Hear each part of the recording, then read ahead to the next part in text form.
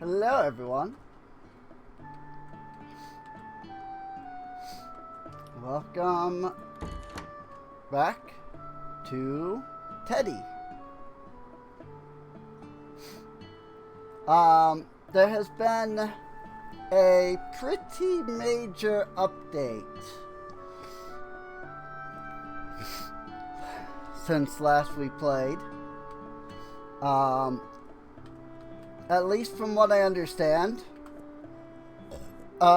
because the farming update has been added. Now I say supposedly because I was looking in the Discord and there was mention of it only being on the beta branch, which I'm not on. But I don't know if it was only on the beta branch initially and then now it's updated, because a major update did come out. Just like today. So I don't know if the farming is only on the beta branch or if it is on this, the main branch. Yeah, Order of Sprouting Glass. There you go. So yeah, it does appear that it is here. The Order is a gentle guide of sprout keepers who share the secrets of magical terrarium farming.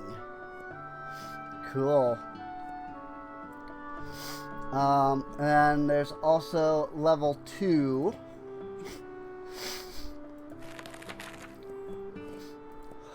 But now the thing is that in order to get into all of that,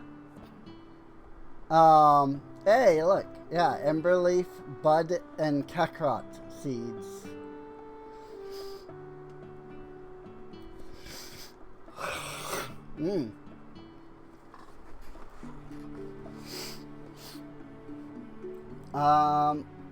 There is the Storm Sprout Wand. There is the Terrarium Viridicolis, glass-bound terrarium where sprouts and curiosities can be cultivated into vibrant plants and magical items. Gardening plot, simple wooden farming box where seeds can be planted and grown into useful crops.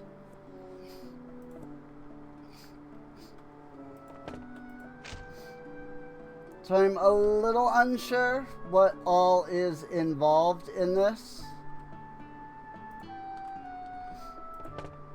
Like, I don't know if it's the terrarium.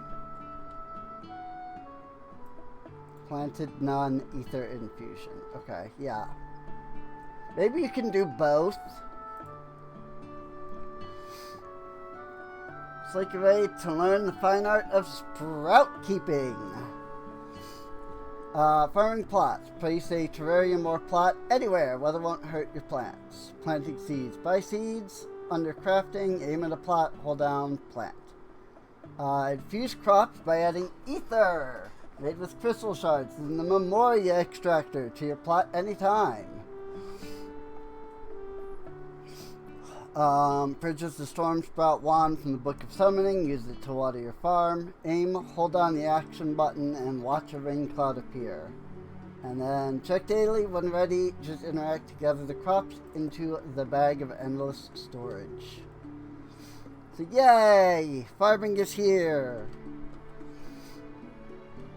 I wasn't sure if it was on the beta branch just for like a day or two, or if like that's where it was gonna stay for now. But it looks like it legitimately was only for like a day or two. So,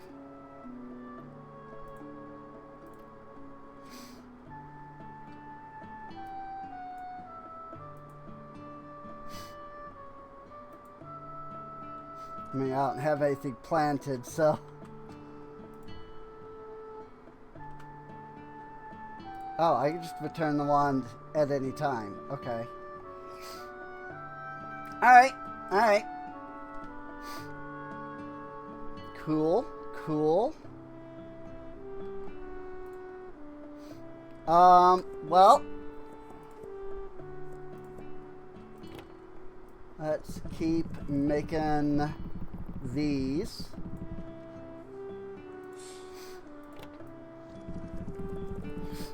Because I'm always making these.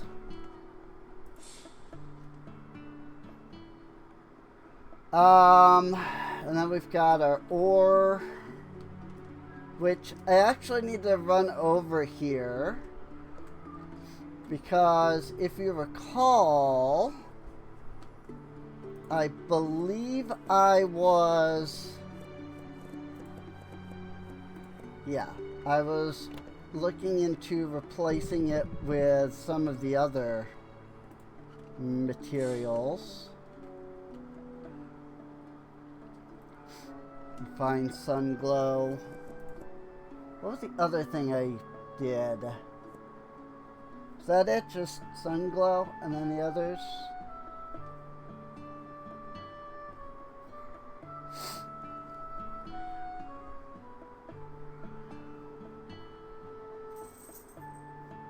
Yeah, it looks like it.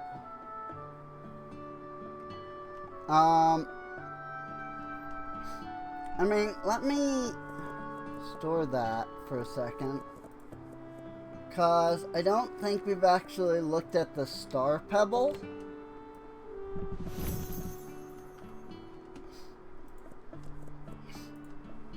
$15.80.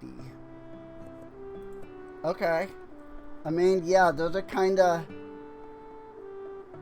like the best money-wise. So I think I'll do that. Manasite, Star Pebble, Sun Glow, and Umbrasite. And of course there's these two. I gotta remember which of those I have.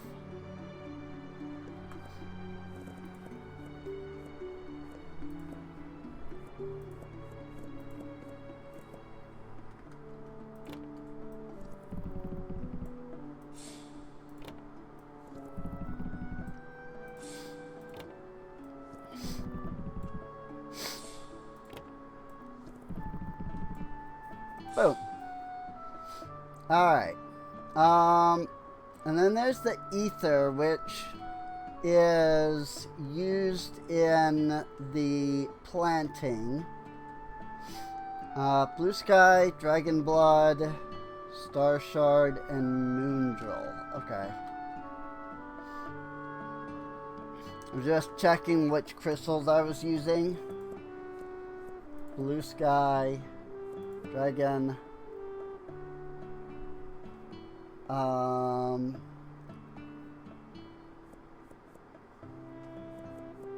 Lunacite, and Star Shard.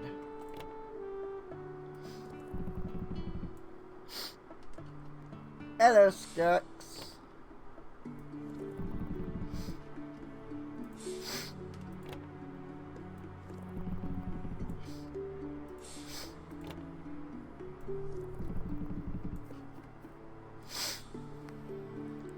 Finally not busy for a stream, right? I totally get that.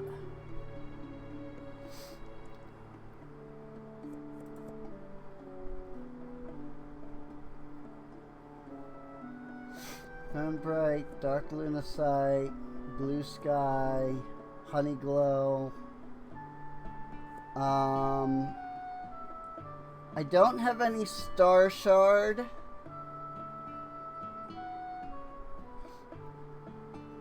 I don't have any Star Shard, Lavendrite, or Lunacite ether.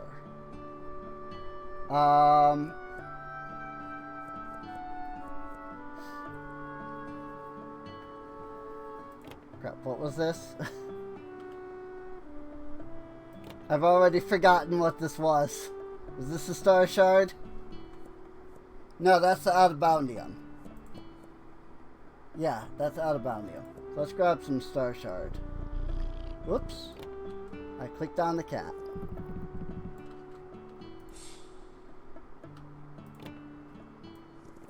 We get some Star Shard Ether and some, I assume, Chromoflux. Or Chromaflux Ether. So. Now then, what we need to do is we need to buy some seeds.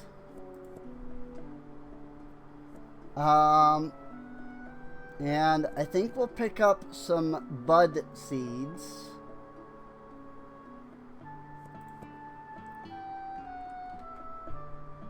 Ooh.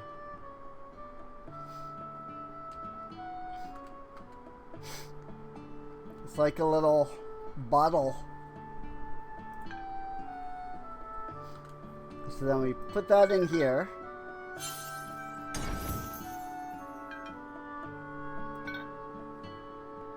It's just that? Just one seed goes in one terrarium? Huh. Alright. Apparently only just like one. Apparently this has more than like one terrarium's worth of stuff.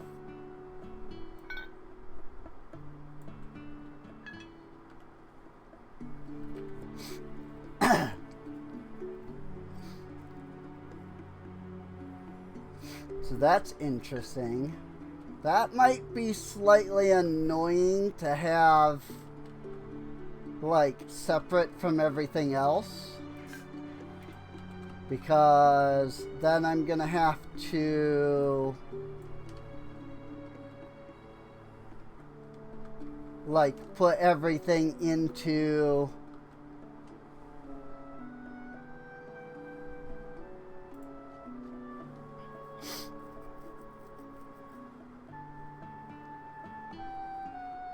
like I'm gonna have to pull stuff out of the bag and then put it back in. Like I'm gonna pull out this blue sky ether, right? I'm gonna put literally one in.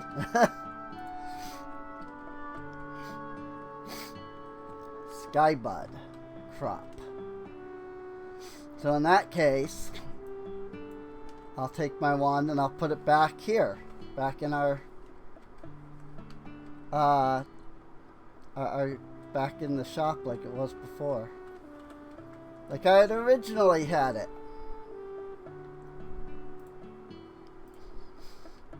And then we go, boom.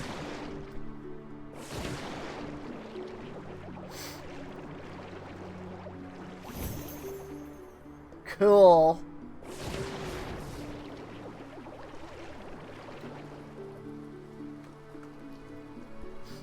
Growing.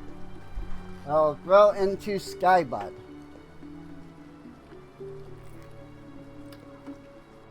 Very cool. Very cool.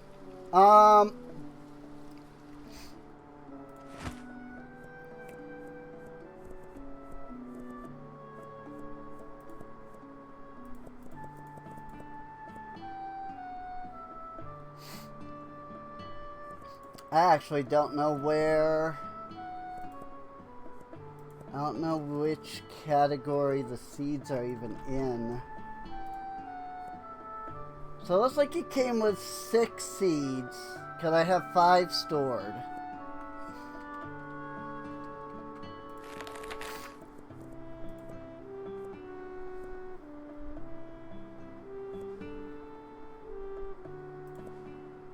Let me grab a second terrarium and put it here.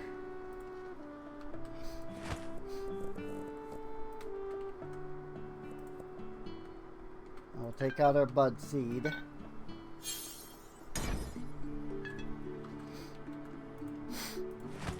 And then for this one, I'll put dragon blood in. So I've got Skybud and Dragon Bud growing now.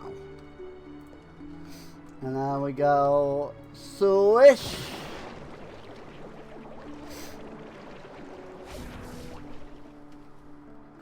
That is really cool, I'm not gonna lie. That is really cool.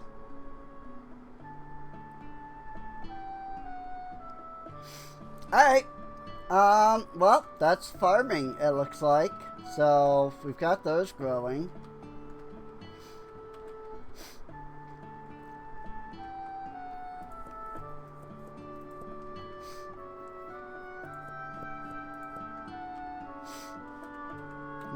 Whoa.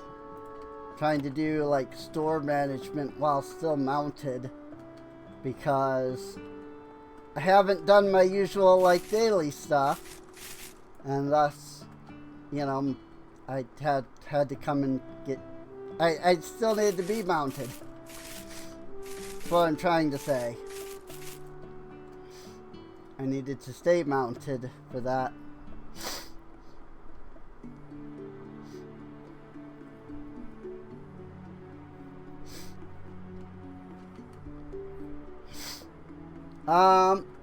Okay, well, let's go around and do some harvestation. We'll go talk to the three-headed giraffe. And I think the water elemental should be around, because it's like rainy. I think this is rain. So I think it's raining. It's certainly like foggy.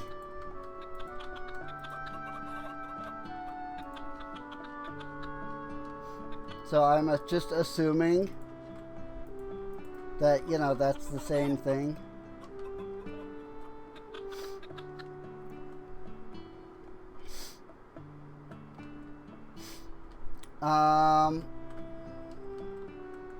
Yeah, we'll just head down this way.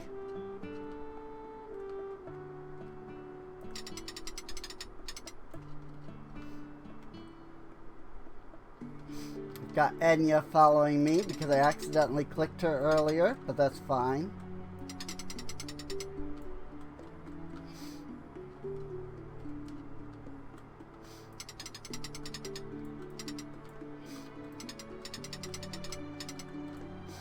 That freaking mining speed, though.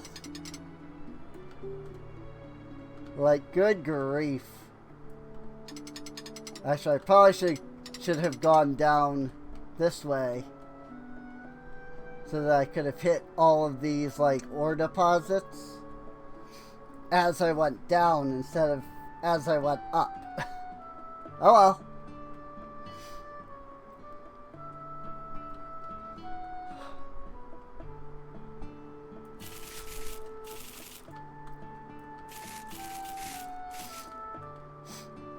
Well, let's see what this three-headed giraffe has to say. Like, this is... It's got more than 3 heads. It has heads on the back. 1 head. 1 head on the back. So it's a 4-headed giraffe. Ah, little shopkeeper, do not doubt yourself. I see the way you care of this haven, and it shines brighter because of you. Once I knew a dawn feather bird who was caught in a raging tornado. The storm whirled so wildly that even whole shoppers and shelves went spinning through the sky. And the dawn feather was nearly swept away with them, but it held on, beating its wings until the storm passed. When the wind settled, the dawn feather found its wings stronger, its flight steadier than ever before. You are much the same. Storms you face may feel wild, with shelves and all, but each trial only makes you wiser and more grateful. And I can tell you this, you're doing a wonderful job. Aw, thanks, Gams. Crafting output times 2, plus increased profits. Cool.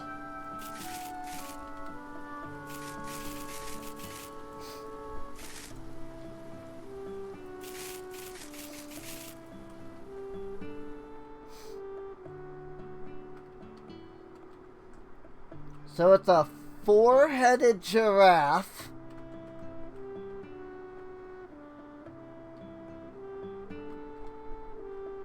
With 6 legs? 8 legs. No, it is 6 legs. This is from that side.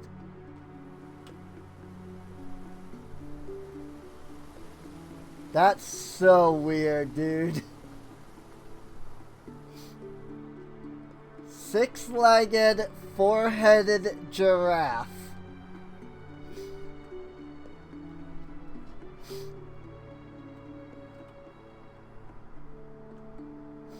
Unfortunately, I can't get like a good shot of him because of the weather. Like, this would be a good thumbnail, but the weather is kind of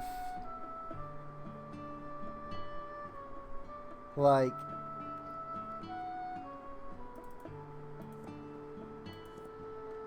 making him like kind of dark.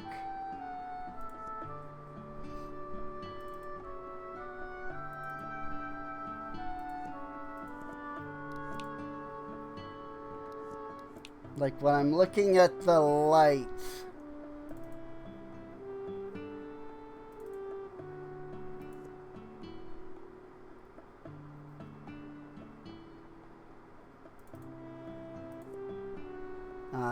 none of that really fixed it. Lumen? What is lumen?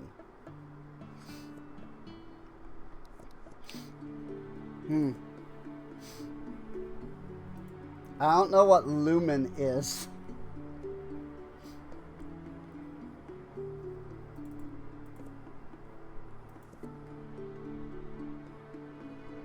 That might be a little better.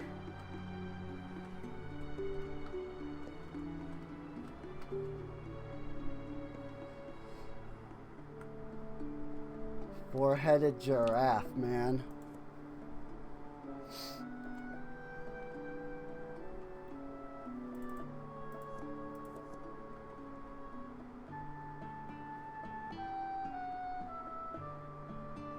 Yeah, it's the post-processing. Like, when I look down, it gets, like, brighter. When I look up, it gets, like, darker. I think that's the I want to assume that's the post-processing, because that's what it seemed like. No, it's not. It's still doing that. Never mind. That was not the post-processing. I don't know what it is.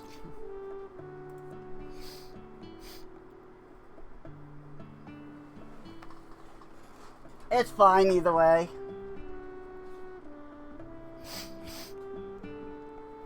So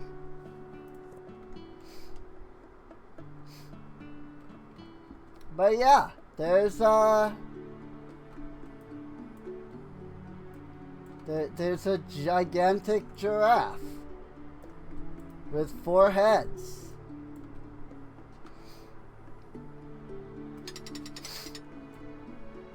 So, you know, fun.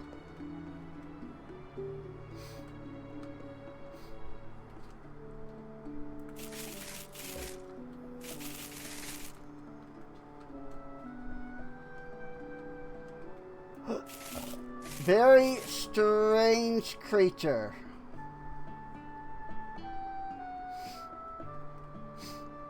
That might be a better shot of it, just from the side there. 'Cause then you can actually see all of the heads.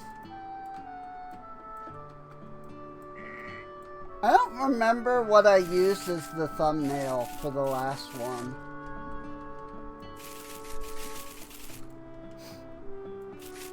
And before, like, I didn't even upload the last one. yet. I don't even remember.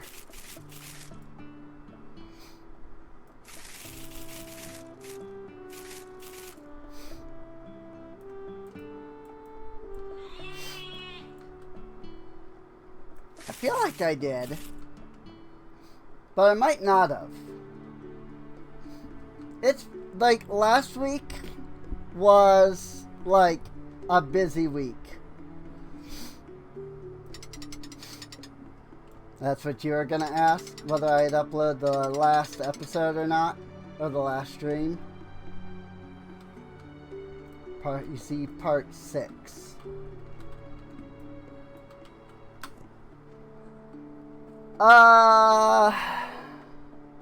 Looks like a squid on a mountain. Okay. Yeah, if it's the...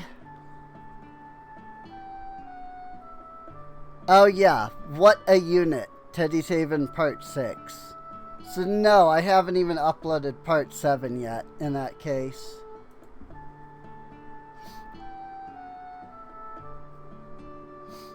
That might mean that I haven't made a thumbnail for it then. Because usually I make the thumbnail like... Oh, yep. I'm literally looking at the thumbnails folder and I've only got up to 6, so... Usually I make the thumbnail when I upload. And I haven't even made an episode 7 thumbnail. So, I have not yet uploaded the last stream, nor have I made the thumbnail.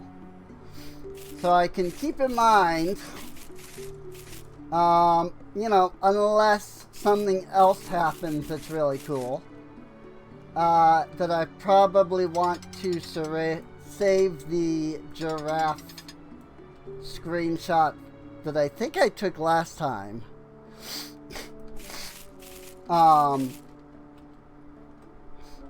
Like I probably want to save that for today's stream as opposed to the previous stream.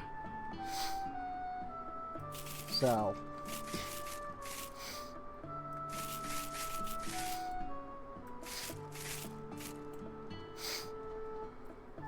but I should have other thumbnail opportunities for, like I should have had more thumbnail opportunities last stream anyway. I'm sure I've got other screenshots that I've taken. So I just don't immediately remember last week's stream.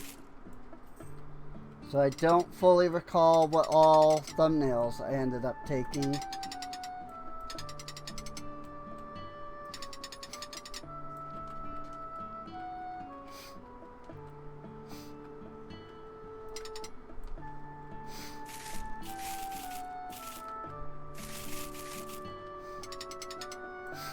But yeah, the big octopus that's on top of a mountain there is the developer's, like, character, I guess you can say.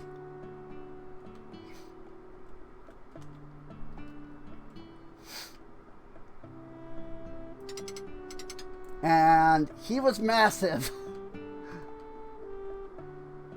Like, there's a reason it's titled What a Unit. 'Cause he was massive.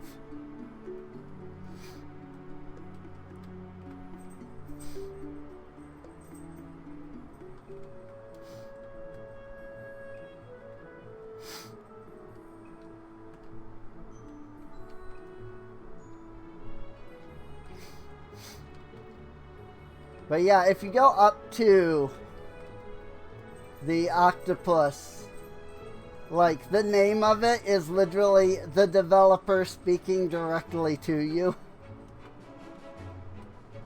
Like, it's pretty great.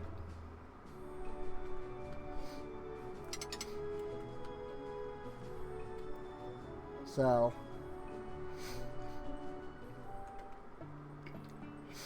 But he's so big that you have to go so far out of bounds that none of the collision, like, matches up with the world anymore. And it's real fun, like, going all the way out there.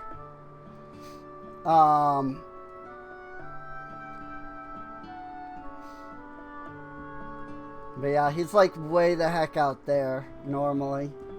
Like even beyond the crystal. He's like super, super far out.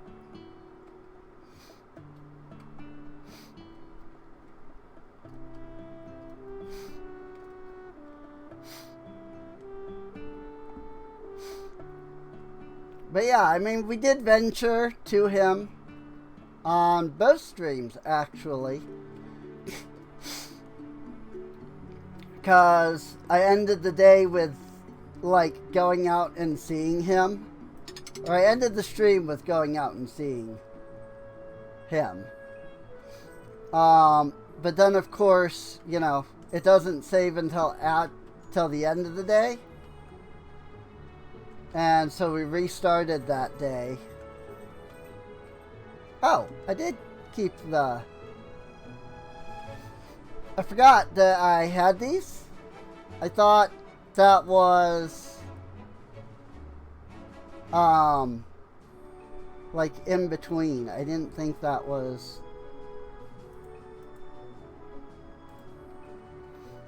Like, I thought that we had done that, like, during the next day, and then we had quit without saving. I didn't realize that we had done that the previous night. Or the previous day.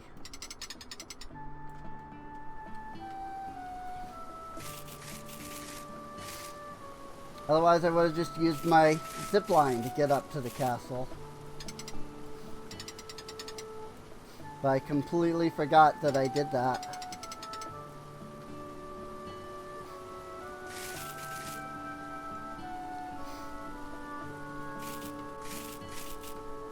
Or rather, I completely forgot that I had done it the previous day.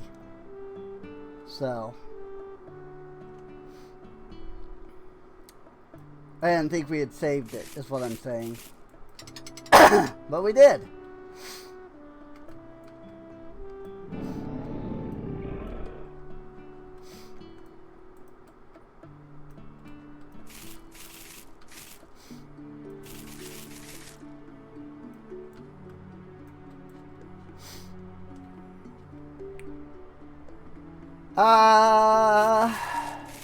Right. Just collecting stuff, really. Sorry if I sound a little nasally today. I had a sinus thing, allergy test, a couple of days ago.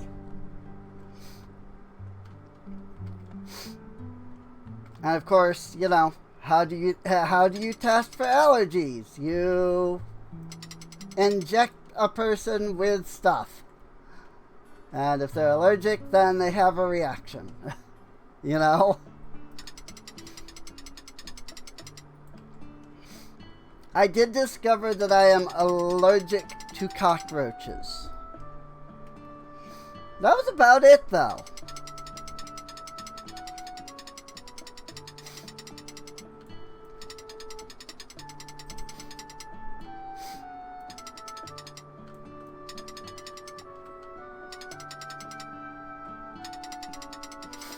Of course, you know, the entire house being infested with cockroaches doesn't exactly help in that department. But there is a pretty good chance, like, that's partially to blame for a lot of my issues. It's just, you know, I'm allergic to cockroaches, and the entire house is infested with them.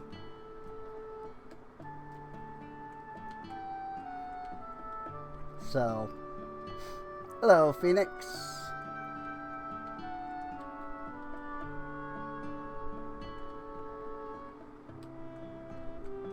Boop. Now we go. Boop. It is going. That's about all I can really say. It is going. It hasn't stopped going, at least, you know. So technically that is a good thing.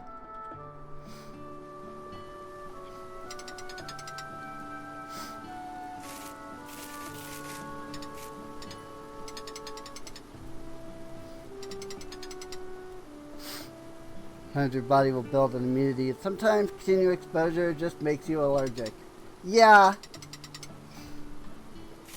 And that was one thing I was a little concerned about. Like, I've had cats all my life. And one of my doctors was absolutely convinced that I was allergic to cats.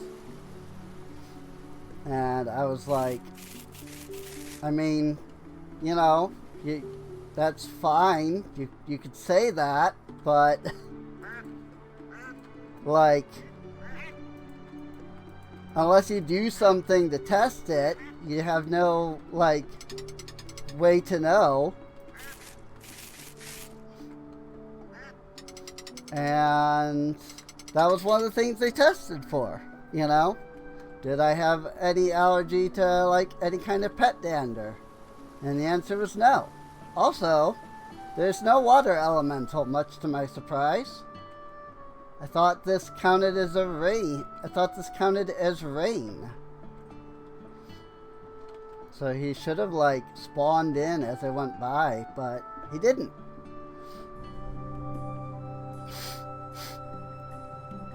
Yeah, and like, that's the thing. Even if the allergy test was like, yeah, you're allergic to cats, I would have been like, okay. And that would have been it. Like, look, my cats help with my depression. I'm not gonna lose that just because I'm allergic. You know? And there was once a knight named Arden, black-clad and feared for his fire. He was sent to the flooded temple where light had drowned. He fought monsters, but none bled. He faced trials, but none screamed. Only at the end, when he cast away his sword and stood unarmed before the waters, did the flame within him change from rage to warmth. Thank you. Kindness can be heavier than steel.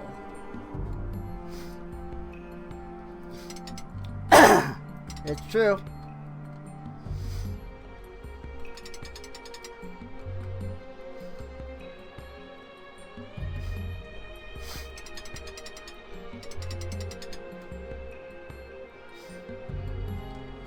I'm not, like, great at that.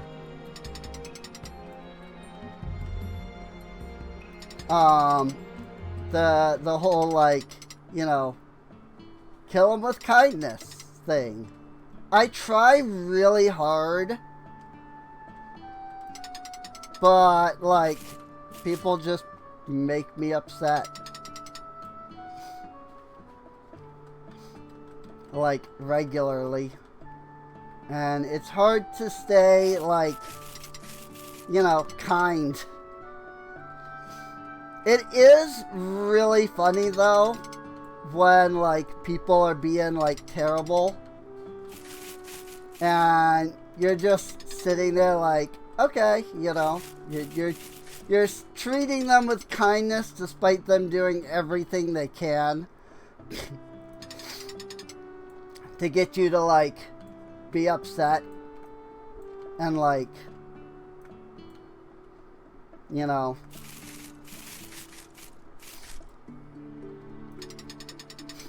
like, get angry with them and stuff like that.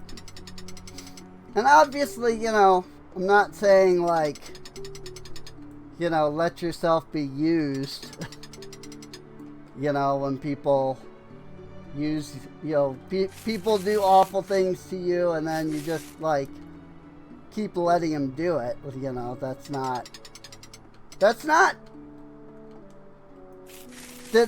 treating them with kindness despite how they act. That's just kind of being like a play toy and kind of dumb. You know, there's ways that you can still be kind to people.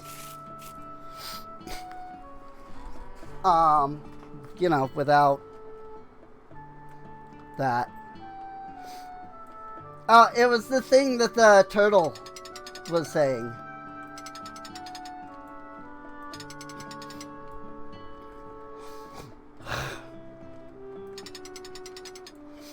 Like, I talked to the turtle, and that was kind of, that was what he was talking about.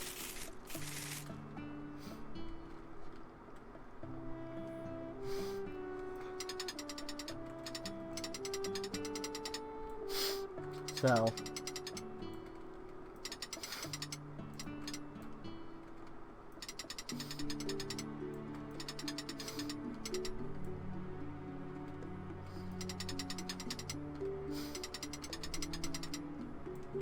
yeah, like, be kind, but don't let yourself be a doormat, you know? Like, you can be kind and friendly and nice to people and not be a doormat, you know?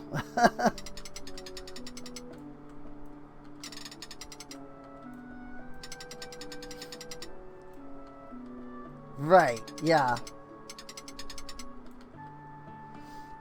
Indeed.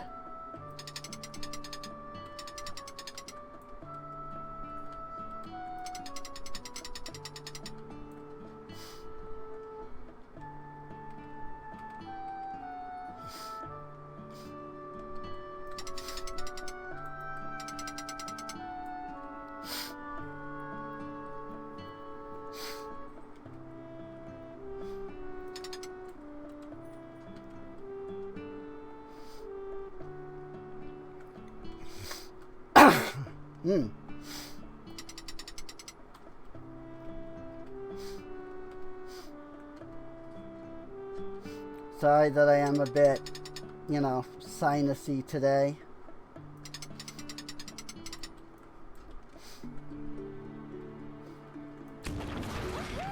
I'm free! God, it was so dull in there. Now I'm shiny. Stream keep buffering. Oh, yep.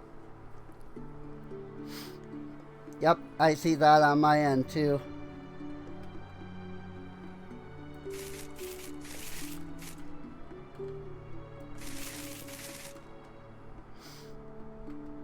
The stream is...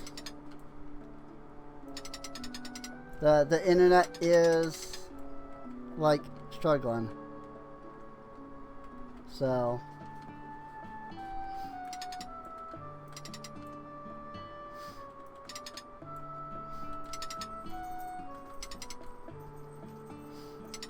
I do be running at a few dropped frames, unfortunately.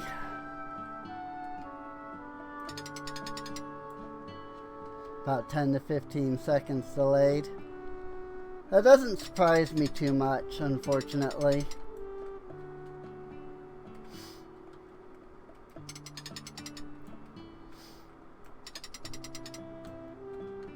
We have decent internet here. It's not great, but it's not bad.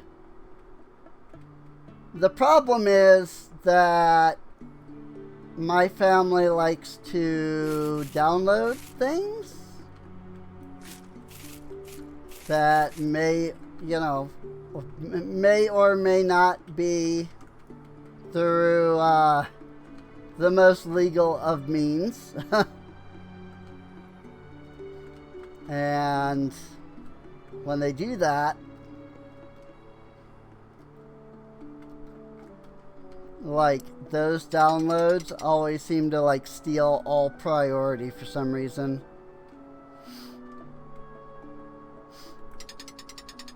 Yeah, if I had if my computer was wired, it would probably not be as bad.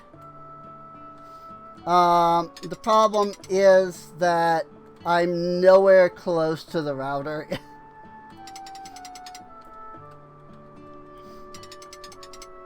So I rely entirely on the wireless that came with this computer when I purchased it.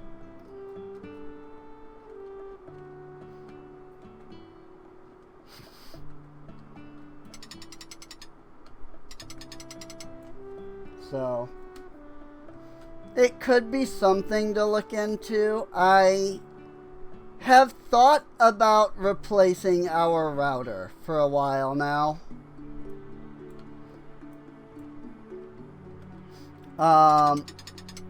Because our current router is like 4, maybe 5 years old. And at least in this house, it's always seemed like we have to replace the router every like 3 to 4 years. My room is the furthest point in the house from the router. Oof.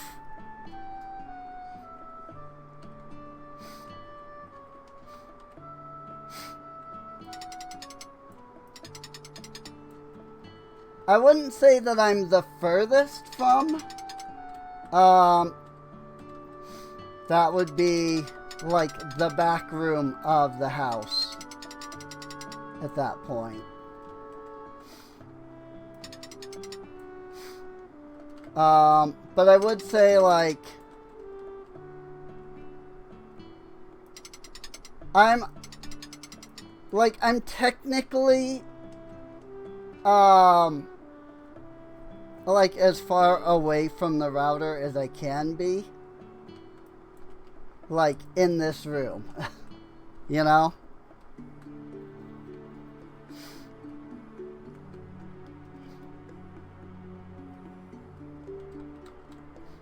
Whoopsie. I missed.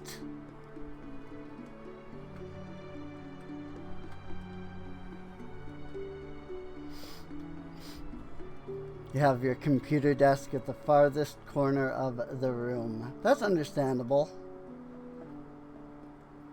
I mean, that's how it is here. Like, this is in, like, the farthest corner.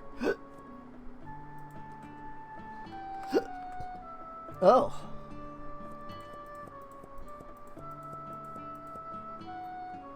So.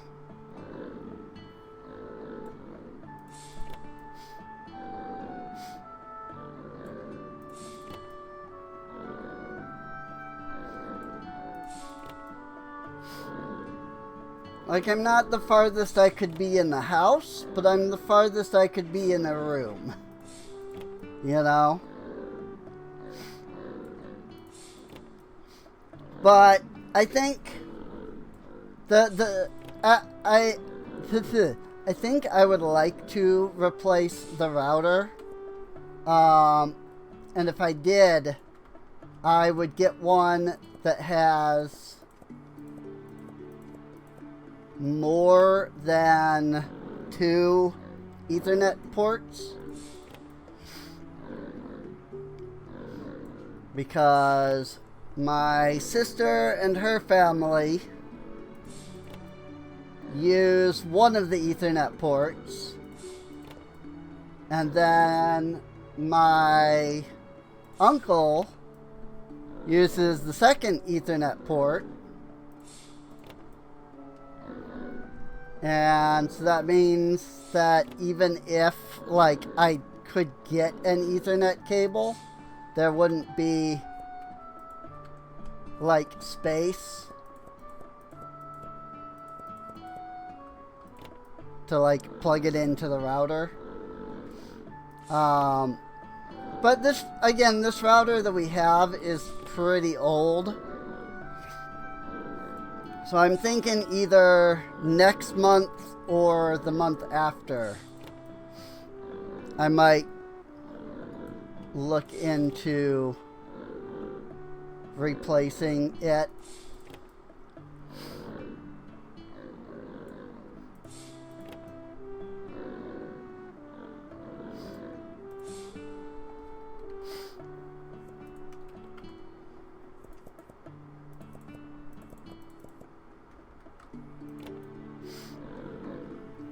And when I do that, then I'll have to go in and, you know, get an Ethernet cable and plug it in instead of using the wireless, and that should help a lot. Like once I'm plugged into the router. I just don't know if I want to do it next month in October, or if I want to wait for my last like major disability like back pay, which comes in November. So like literally a month later, and I'll get like $5,000 hopefully, maybe more.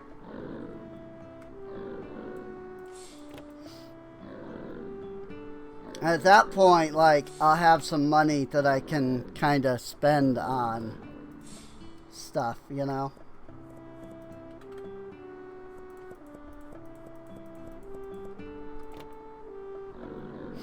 Probably worth it to wait. Yeah, it probably is. If I'm to be honest, it probably would be smart to wait.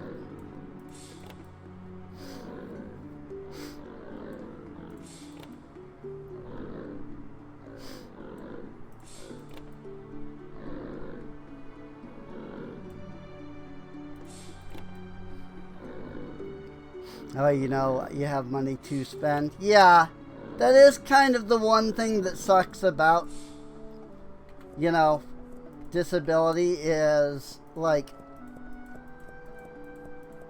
I don't know, like, what other people get via disability, but I'm only getting, like, just short of 1,000, you know?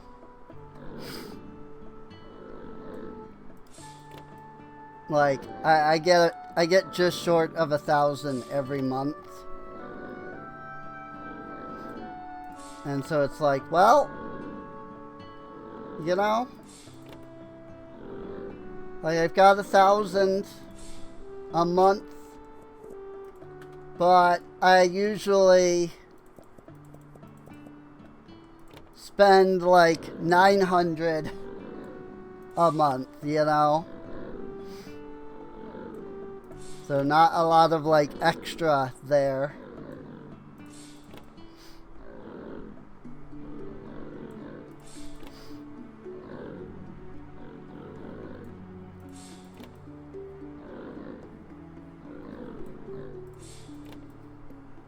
And unfortunately, this is going to be the last of the like big money coming in, you know?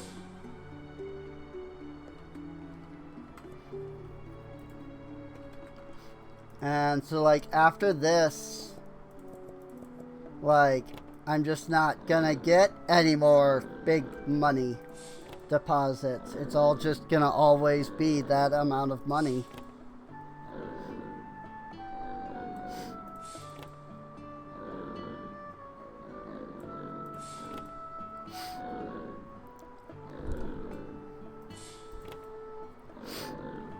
Yeah, I mean, as long as I actually, like, manage to save up, it does. The problem is that I'm not necessarily actually saving up. Because I'll go, like, 2 or 3 months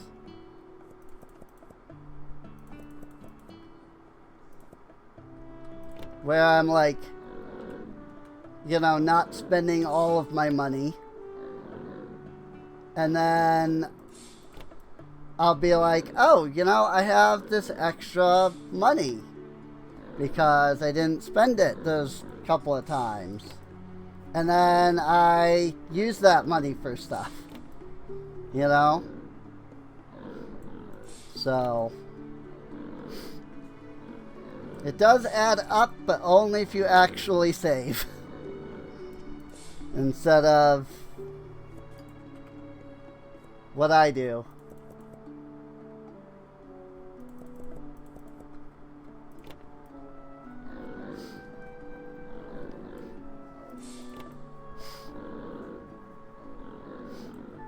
But I mean, what I get, what I get, is always I don't know what I was trying to say, honestly.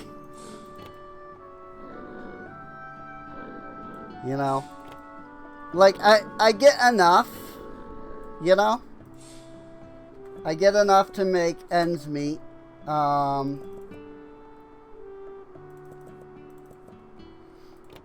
really should be like the friend that I have that,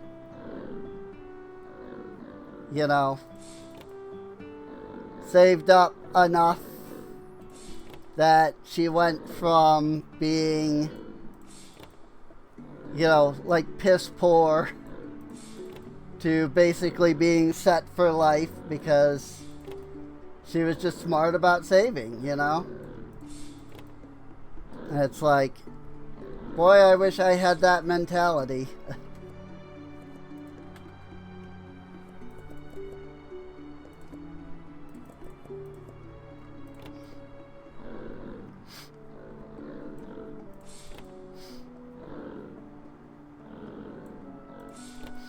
I just really like supporting people that I like. And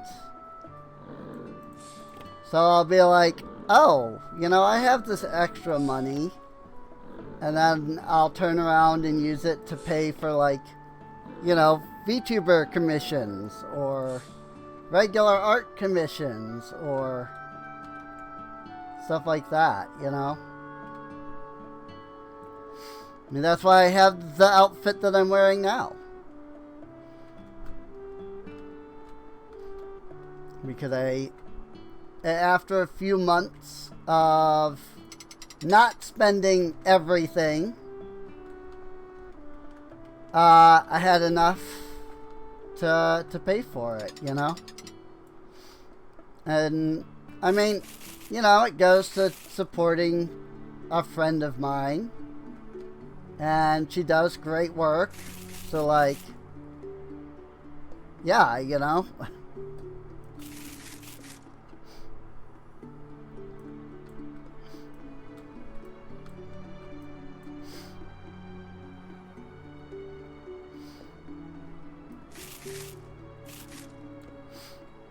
that's sort of the issue that I face. It's not so much that it's like, oh, I have this extra money, I'm gonna spend it on this thing that I want. It's, oh, I have this extra money, I can spend it on my friends.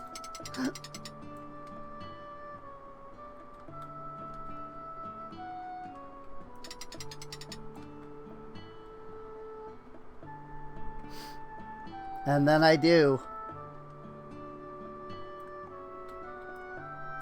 Million scales and radiant scales.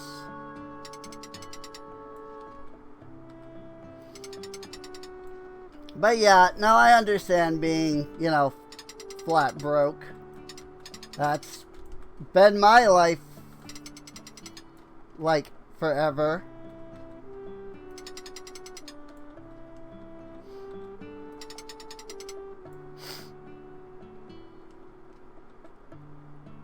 My mom,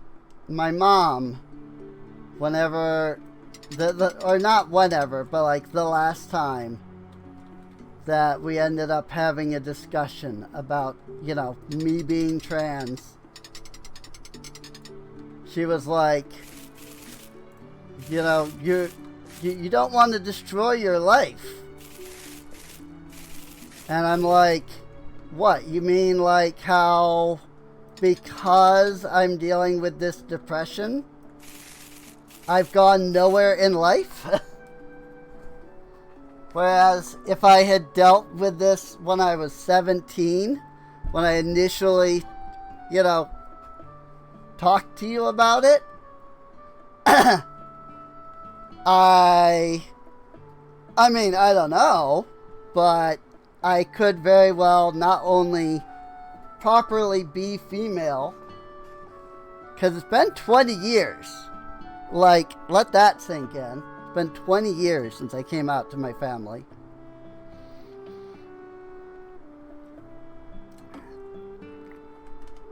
But also, like, on top of that, I would have gone to college. And I would have gone to college for video game development, which would have allowed me to begin making games. And I mean, 20 years is like, if I were putting out one game every, let's say, 5 years, just as kind of a rough idea. Like 4 years for college, 5 years for a game. There'd be 3 Versamy Tales games out by now. Full-on Versamy Tale video games. And possibly even novels.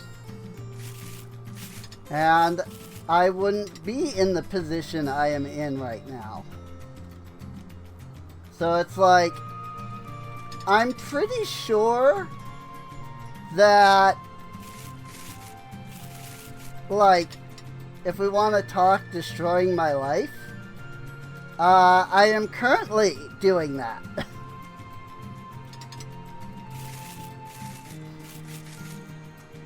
So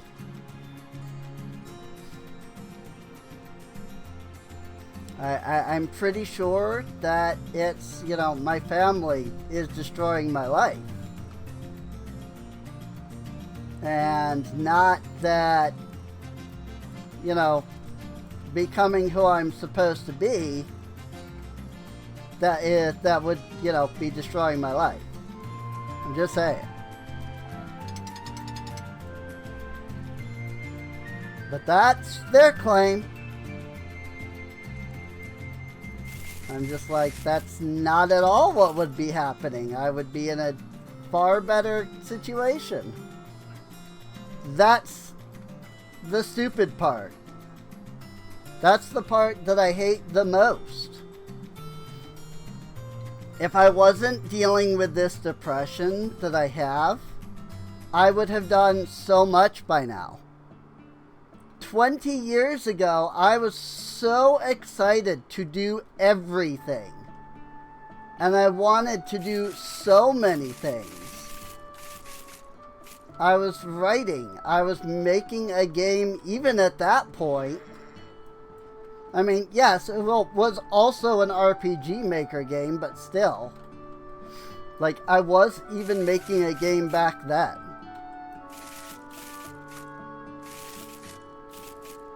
I would have stopped working at the McDonald's that I worked at for 5 years. And I would have had an actual career. I then wouldn't have spent 6 years at a freaking Wendy's. And I wouldn't currently be 8 years into being disabled.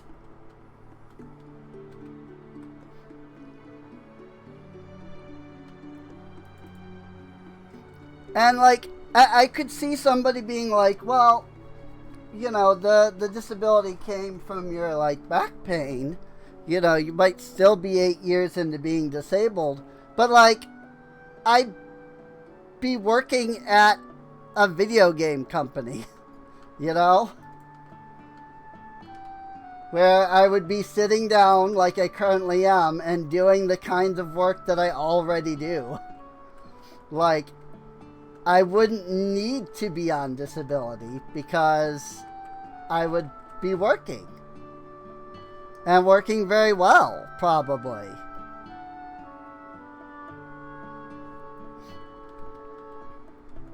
Like, nah, I'm sorry, but it doesn't work, like, it doesn't work that way. Like, I'm not going to destroy my life because I choose to freaking be who I'm supposed to be, you know?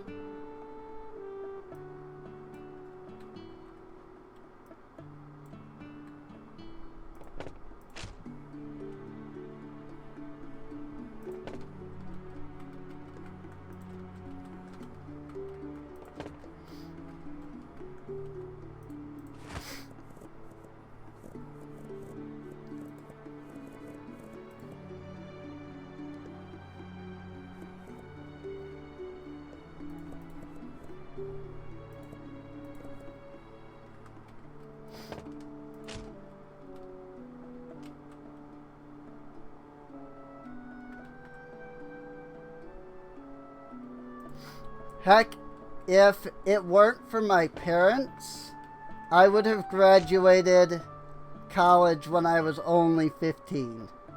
Not college, high school, sorry.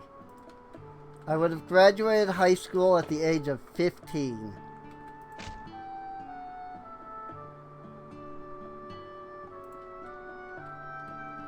Now, yes, maybe that is too young. And yes, maybe, you know, I would have actually been worse off that way. But maybe not, you know? Truly, we do not know what position I would be in right now.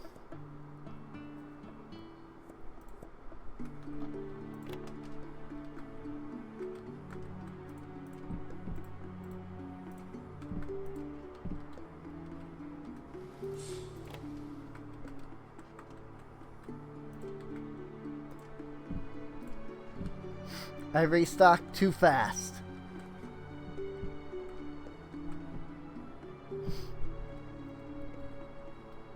Yeah, I like that better than those gigantic things. So I'm gonna just keep it this way.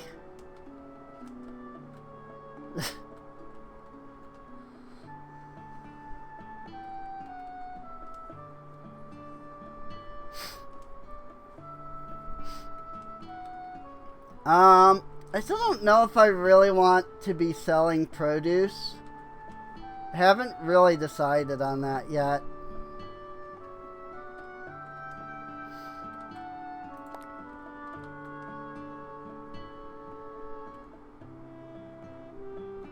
Let's gams it out. And Browse Light are my bonuses now. So that's cool.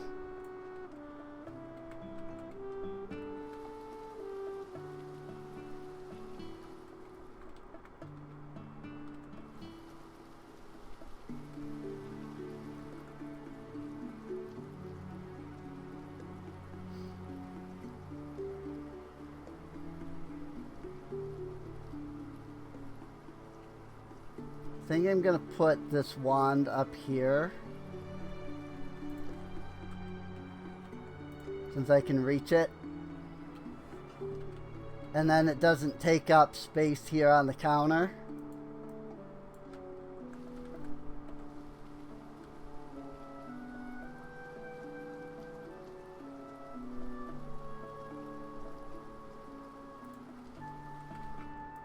And I think I kind of want to do something similar with these.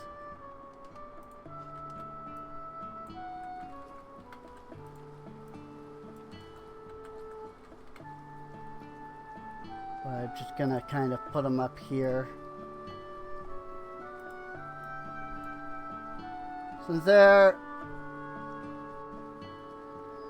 Since these are just the like decorations for the wisps.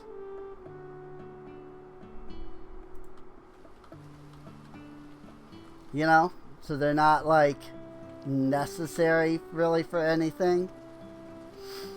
I think that's probably a good way of doing things, setting it up like that. Hey! And thus our day begins.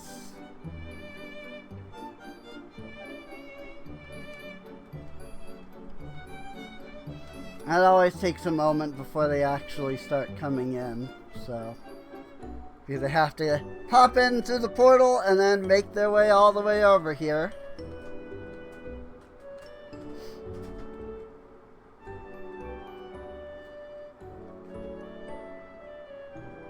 Look at how big my Orling has become, though. He's freaking massive.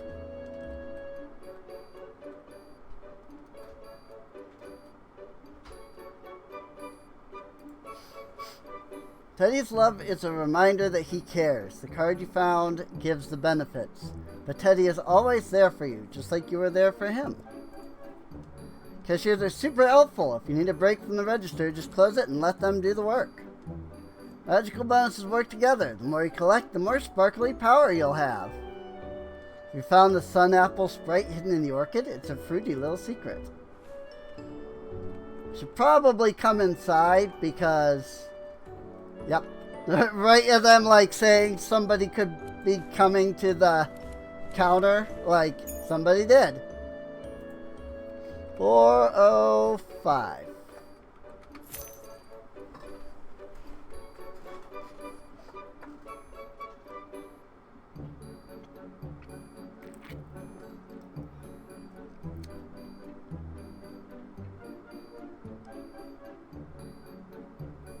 Sir? That's all you're buying? Just that? You had $30 worth of money still in there, sir.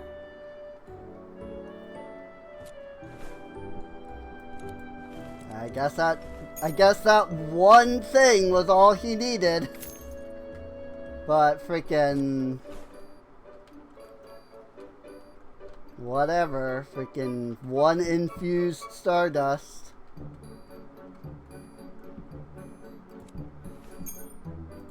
A single ingot. Exactly what are you planning to do with a single ingot? It's not even enough to make a weapon out of.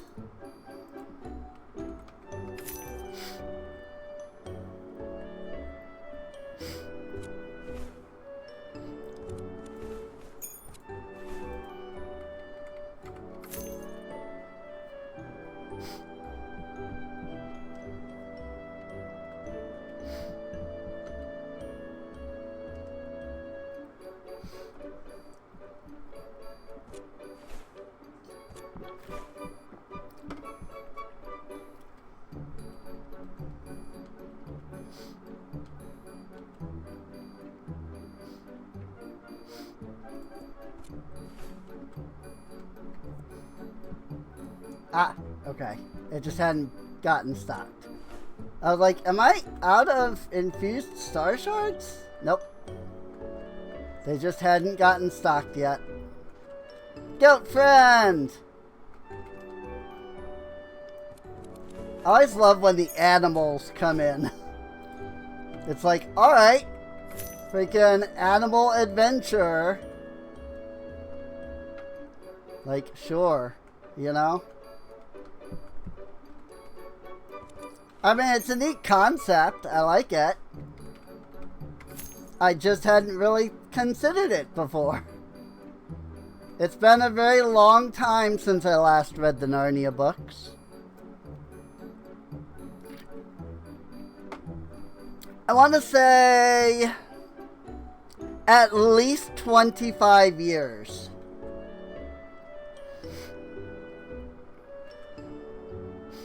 Turtles and a bow. How are you going to use the bow, though? That's the real question. How are you going to use that bow?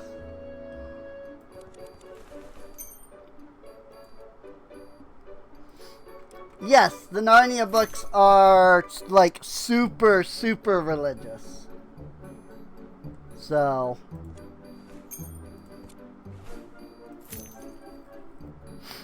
like, Aslan is literally supposed to be Jesus.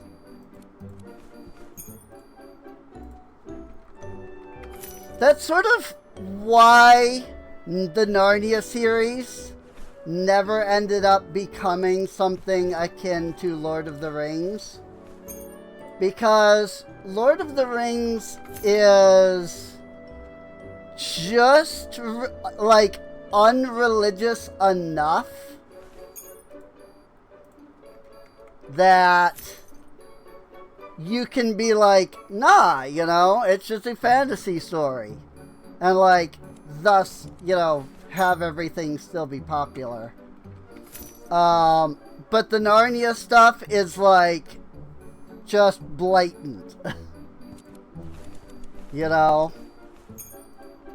Like, C.S. Lewis himself has, well, has gone on record, did go on record, whatever, because he's dead now. He's been dead for, like, 50 years. When he was alive, he went on record being like, there's no hidden religious meaning in my books. The religious meaning in my books is just blatant, you know? I'm paraphrasing, but... it was basically just like, no, you know? You don't have to look at my books and wonder if there's some religious undertone, because it just... they're it. Like, just flat out. They're just religious books. You know? But remember that I was raised in a, you know, an extremely religious family. And like the first one, The Lion, the Witch, and the Wardrobe, is like all about there being like there's no humans in the world of Narnia. I say world of Narnia, but Narnia is actually a country, which is hilarious to me, because like they never talk about the world that Narnia is on. They always talk about Narnia as if it's the world. But there's like an entire world outside of Narnia. Like Narnia is just like this little country in the middle of the world. And the way that it's like written is basically like Narnia is... Narnia is like supposed to be the world, even though it's just a little country. And then like outside of the Narnia country, like there's other countries, but they're like all evil. And it's like the people there are like demon worshippers, and like the Antichrist comes from one of those countries, and yes, there is an Antichrist in the Narnia books. Specifically, it's the last one.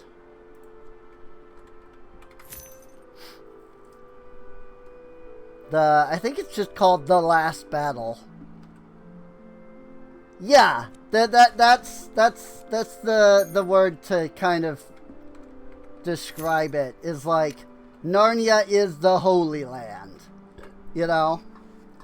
And like, yes, there are other countries out there, but they're not the Holy Land. And so like everybody in all of those other countries is just evil in some way. Because reasons. You know.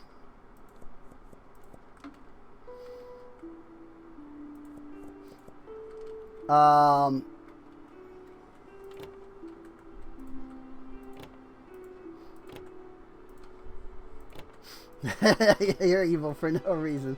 Right? And there's no humans, supposedly, and I don't know if they ever actually explain it. But like, that was the whole premise of like the first book, was that there were no humans. There were like elves and like sentient animals and like dwarves. But there were no humans. And like the whole thing with Lion, Witch, and the Wardrobe was like, well, there's a prophecy that humans will arrive one day. And they will like defeat Satan, essentially. The White Witch, as they call her. But it's just C.S. Lewis's version of Satan.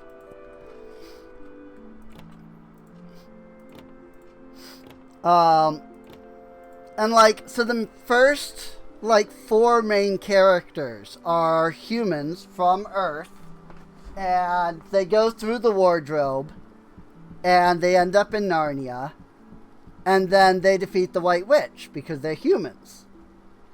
But then the second book picks up, and it's like, oh, there's just a bunch of humans everywhere. And it's, huh? What? What do you mean there's just a bunch of humans everywhere? And like, there's an entire kingdom now? But like, where did these humans even come from? That was the whole premise of the first book. There were no humans. So like, what? Now there's humans everywhere?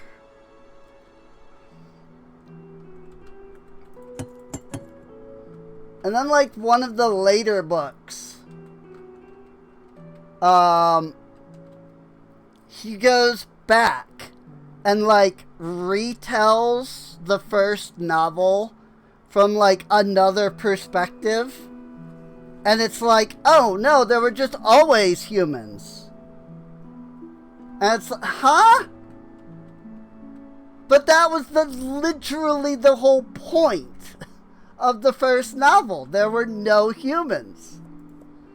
Because only humans could defeat the White Witch. Like, if there were all these humans, why couldn't they have just dealt with the problem to begin with? Like, why did the freaking humans from Earth have to come in? You know?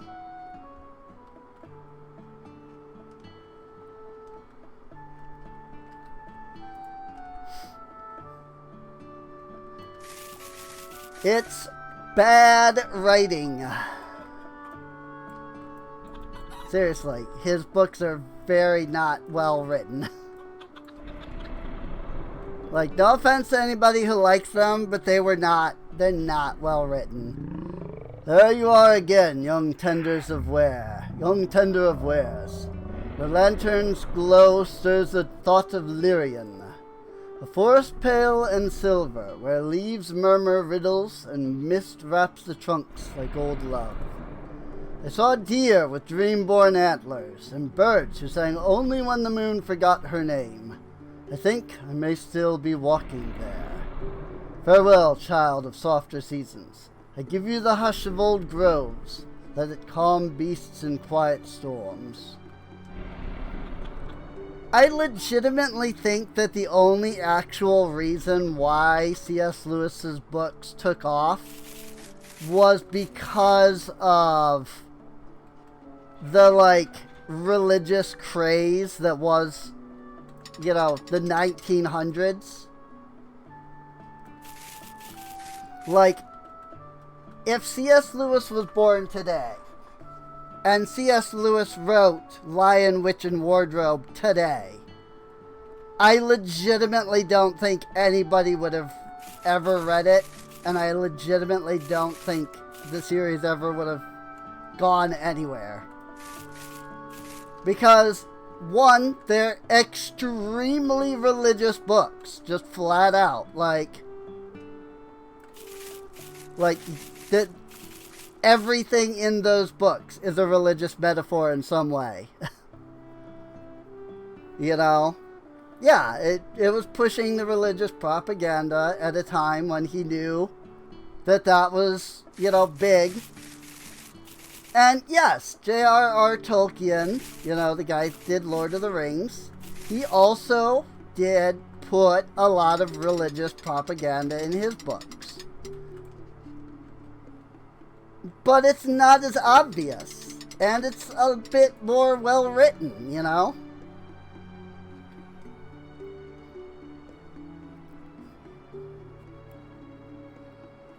So,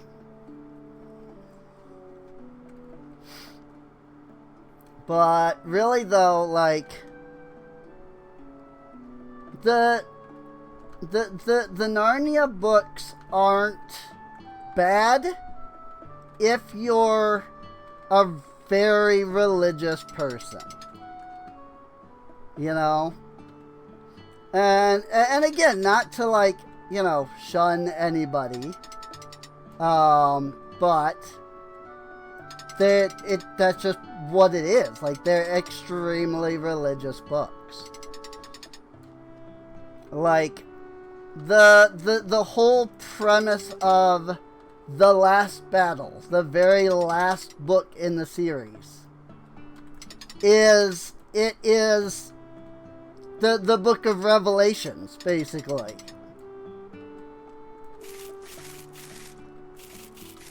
Just told from a different world's perspective.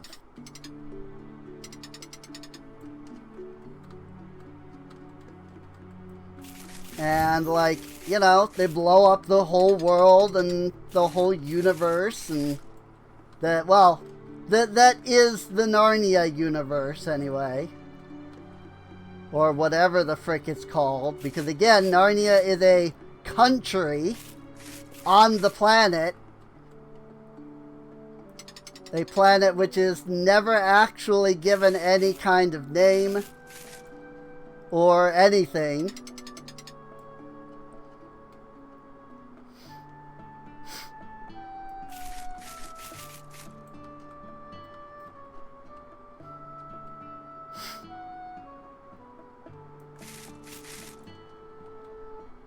But, like, the last book literally starts with, like, some evil guy, well, I don't remember who, from another country gets a hold of, like, a lion pelt.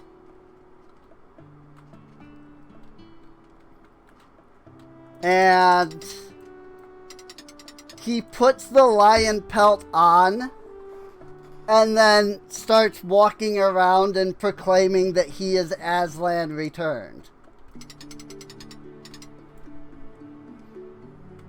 Like, it's literally the Antichrist.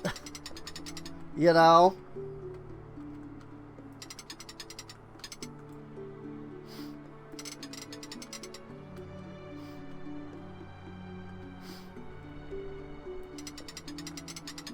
And he goes around, like, fooling a bunch of people into thinking he is Aslan. And,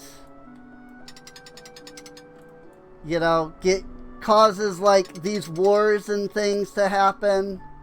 And people are like, this doesn't seem like Aslan.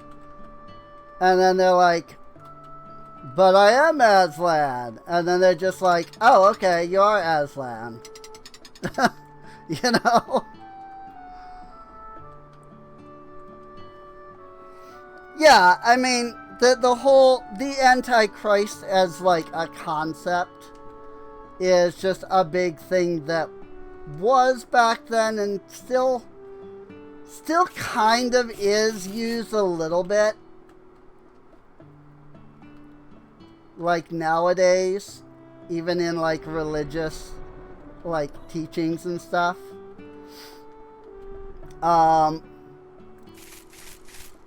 You know, it's just like the teaching of like, you know, well, Satan was Lucifer, and then Lucifer rebelled against God, and then freaking he was like cast out of heaven. Like all of that, like none of that's in the Bible either. You know, just like the Antichrist, none of that is in the Bible.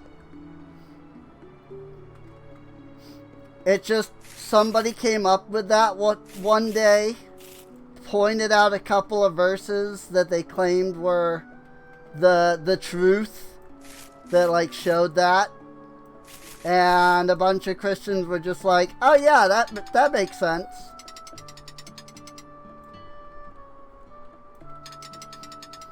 You know?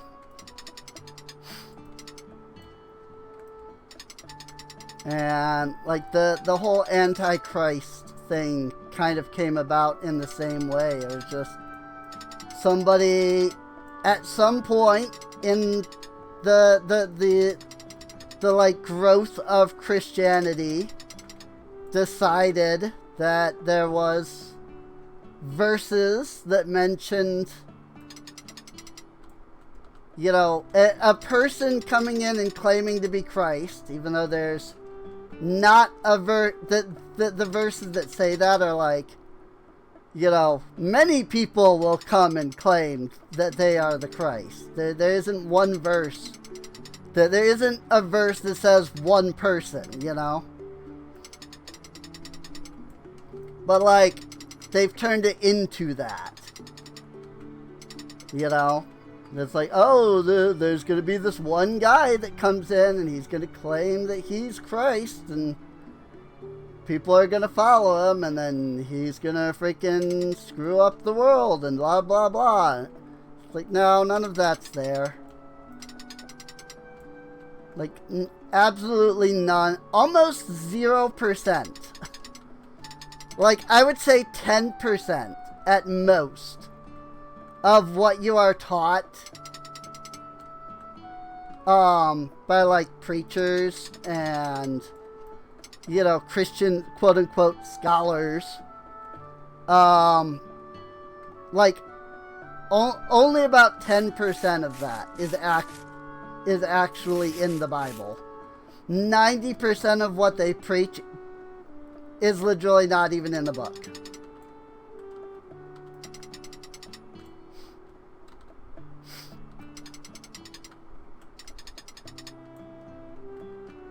So,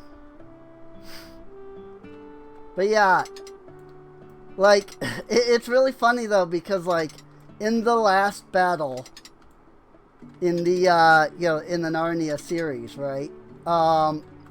Like, again, somebody is like pretending to be Aslan by like wearing this lion pelt and everything. And two of the kids from one of the other books come in. It's not even one of the main like 4 from the original.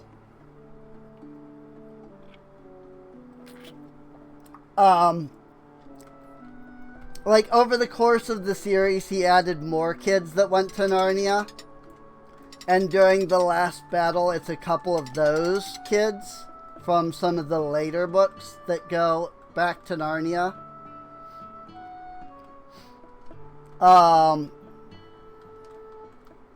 And when they go back to Narnia, you know, during this event, they see the person walking around with the lion pelt on, proclaiming, you know, well, I'm actually Aslan. And they're like, no, you're not. And then they grab the lion pelt and pull it off the guy. And everybody, like, freaks out, like, oh my gosh. It's like, I'm just like, this is so dumb.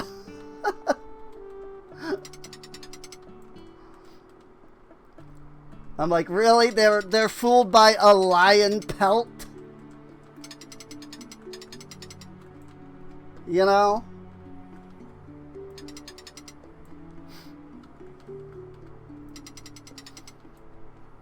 Like, they're fooled by a guy wearing a lion pelt. And then the kids from Earth come in, take the lion pelt off, and everybody's like, oh no, it's not actually Aslan.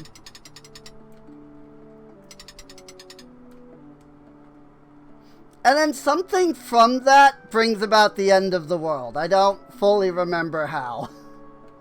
But, like, once it's revealed that it's not Aslan, then, like, a war breaks out between Narnia and the other countries. And the other countries, of course, are all evil, right?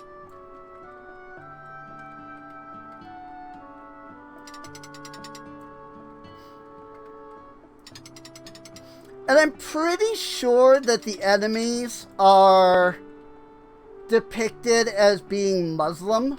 I could be wrong on that.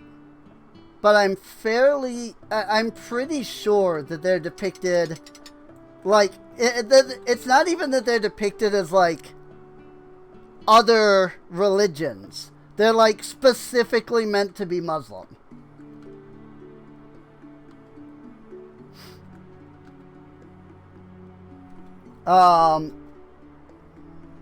Cause I guess that was just a thing back then, you know, anti-Muslim propaganda. So,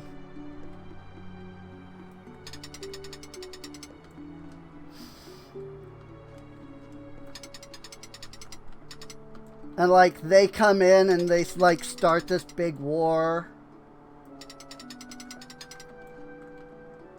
And I don't, again, it's been like 25 years since I read these books. Like, I haven't even thought about reading them ever since I fell out from Christianity. Because after I fell out of Christianity, like, I realized how dumb the books are. And, like, legitimately just how, like, they're literally just religious text, you know, but rewritten as if they're fantasy novels. And so I don't fully recall it, you know, because it's been a long time. But I'm pretty sure that they were specifically, like, described as, like, you know, wearing, like, the hijab or whatever it is that the Muslims wear. And, like, using war elephants and, you know, stuff like that. Stuff that, you know, Islamic people would have been depicted as and using and such back then. But it's so dumb.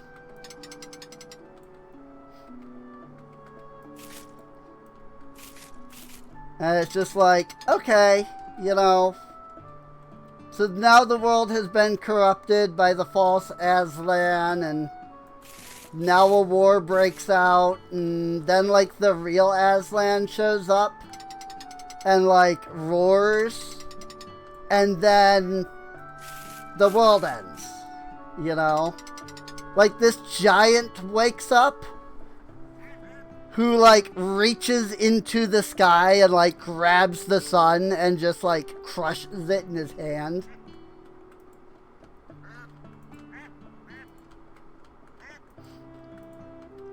And, like, you know, the stars fall and, you know, the stuff, all the stuff that happens in the Book of Revelation, basically. You know?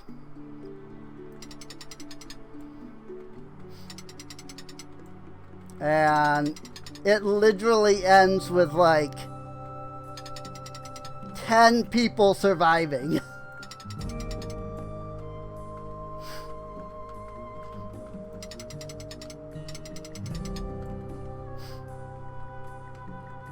And the craziest part about it is the very end of the book, they reveal that the kids that went to Narnia were dead the entire time, like the entire book.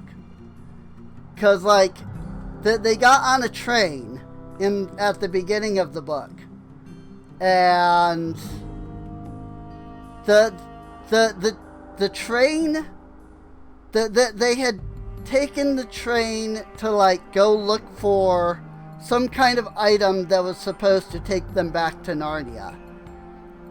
And like they found it, but then like they get into a train wreck and they all die.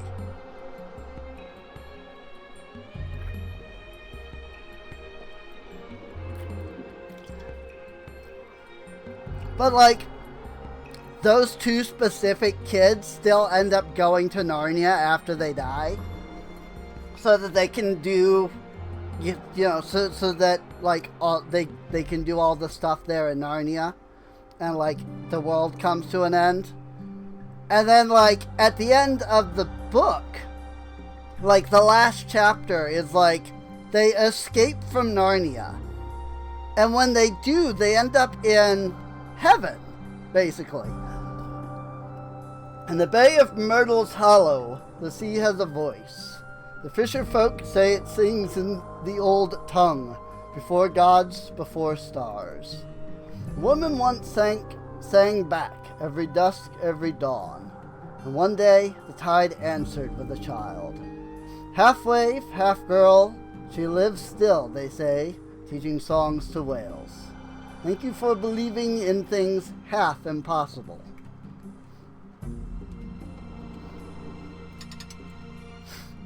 But like, so the two kids end up going to Narnia and then doing all of the stuff that they do in the book. And then they escape Narnia.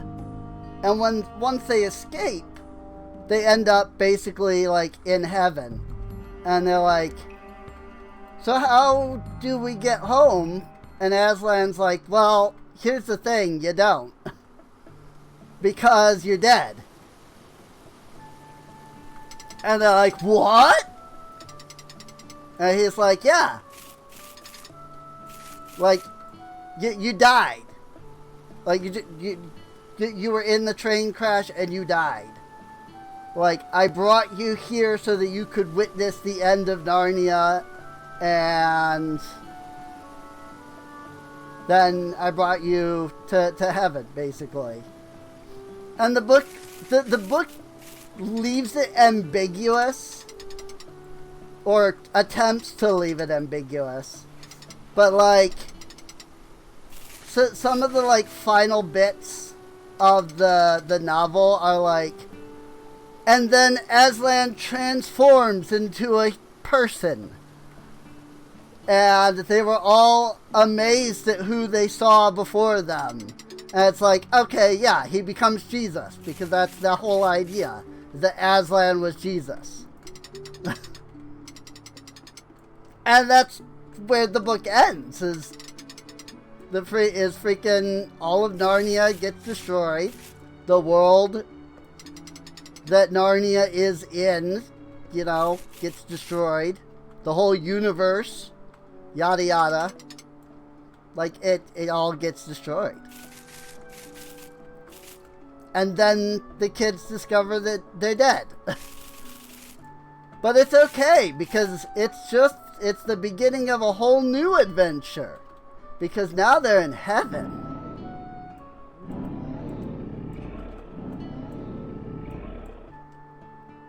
And I remember reading it the first time and still sort of being religious at the time. I was already starting to like fall out of it. But I remember reading it and being like, okay, that's an interesting way to like end it, you know? Like, you destroy the universe, and then, like, okay, as it turns out, you know, all of Narnia, or all the, like, people that survived, like, all 10 of them, you know, they all end up, like, going to heaven and whatnot. Like, that's cool, you know? But then you think about it later, and it's like, first off, Narnia's a country on the planet, not the entire world. And like 10 people from Narnia survive at the end of the book. As if claiming like the whole world ended up becoming evil. And only these few people were like worthy of being saved. And it's, you think about that from a non-Christian viewpoint, and it's like, that's really freaking dumb. Like, really? Like 10 people.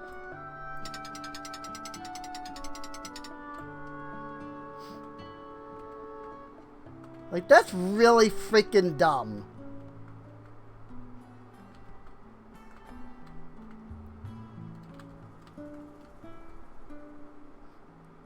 Especially because the majority of the people that believed that it was Aslan, that the person, you know, pretending to be Aslan, like, the people that believed that that was Aslan, like,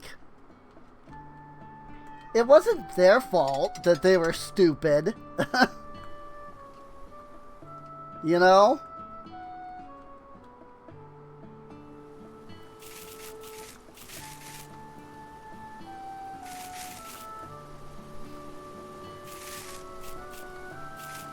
And it really is like these people, like the bad people, you know, the people that got fooled into believing that the guy was Aslan. Like, it wasn't that they believed a false doctrine or, you know, believed in like another god or something like that.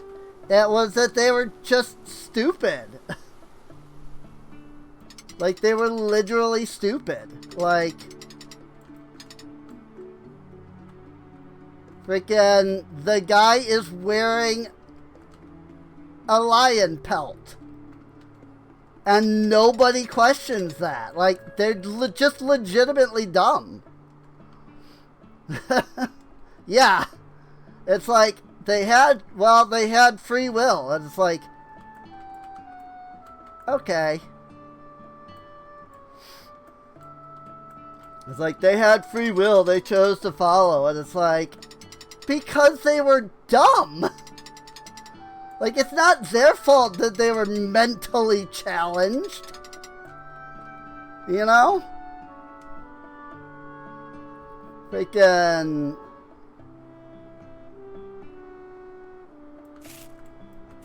And the worst part is that it legitimately is written that way. Like... You read the story and you're like, okay, something is very clearly wrong here, you know. But none of the people question because they're just stupid, you know. Like none of them thought for themselves for even 2 seconds. Which is actually what, like, religion wants from you. Religion doesn't want you to think. Because if you start to think about it, you realize how dumb it is. And how crooked it is. Like...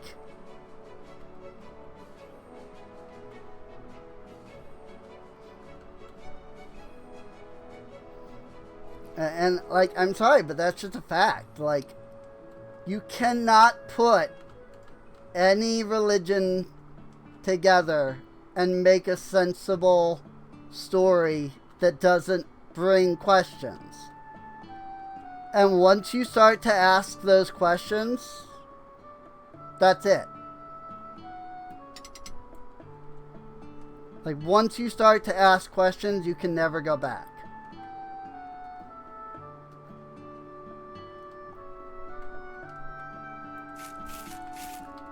It's only those that refuse to think for themselves, you know? And so, like, if anything, they were guilty of not thinking for themselves. And if they had thought for themselves, they wouldn't have fallen for freaking the false Aslan to begin with.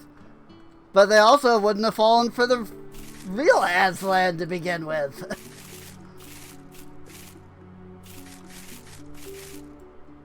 So...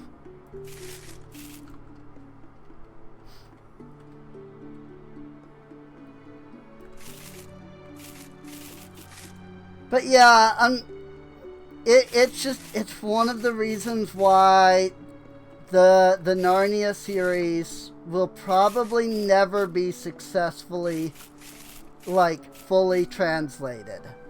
First off, all of what I said. But then, like, second off, after the first book, they all are just so bad. Like, all of the rest of the books are just steadily worse and worse as you go through the series.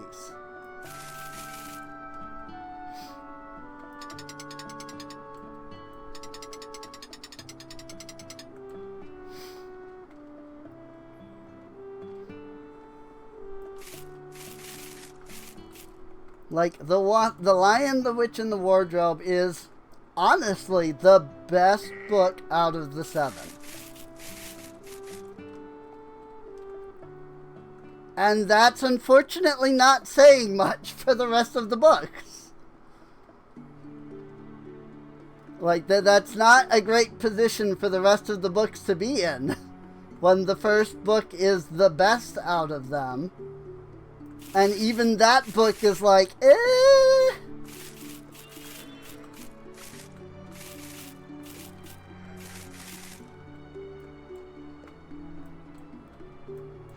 Like, because you've got Voyage of the Dawn Treader, which is the second book. And the Voyage of the Dawn Treader is a story about them going out, or no, excuse me, Prince Caspian is the second book.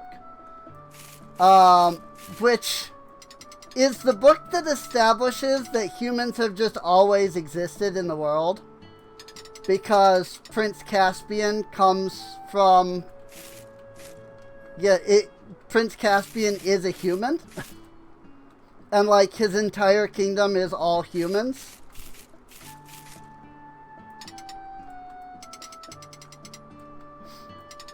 And so it's like, okay, so there were humans in Narnia.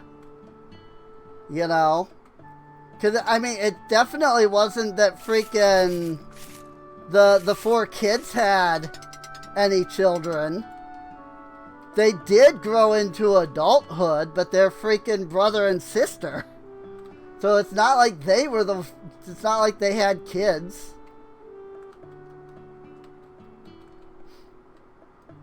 You know? But, like, there's all of a sudden just this, like, gigantic human race that just always existed, apparently.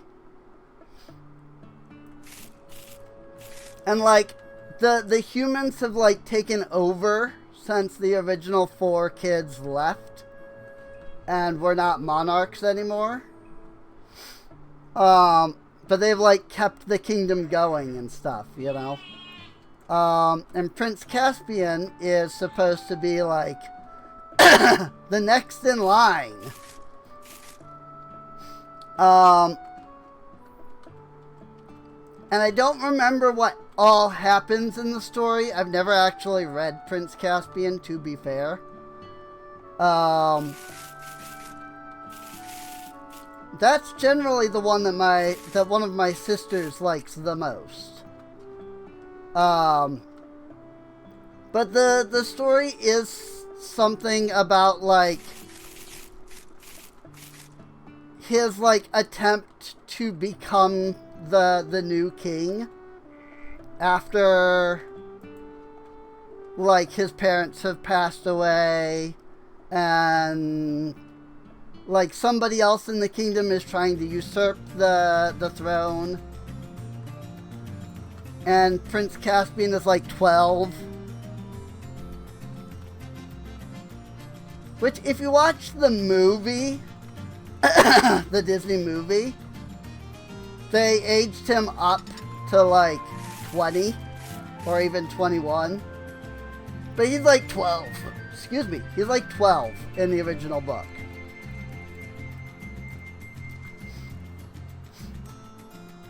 And it's all about, like, his attempt to retake the crown and the throne.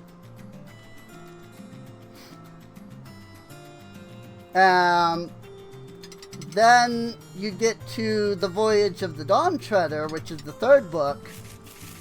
And Voyage of the Dawn Treader isn't really a book in and of itself.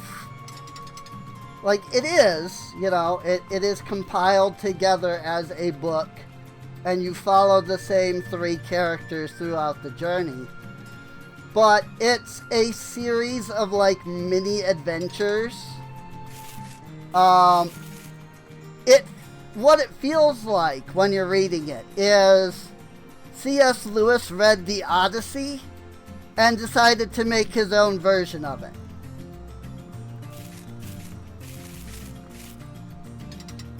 And so it's all about Prince Caspian again, but now he's an adult.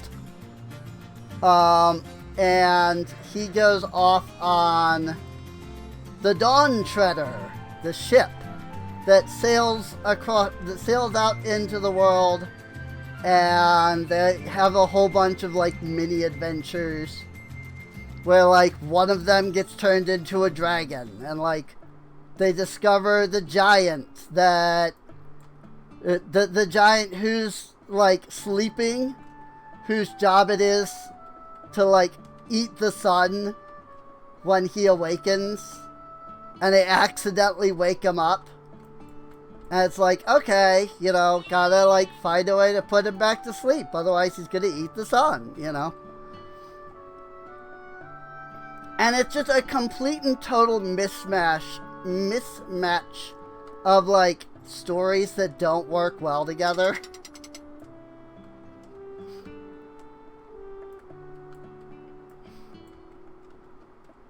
And, like, have no interconnected plot outside of...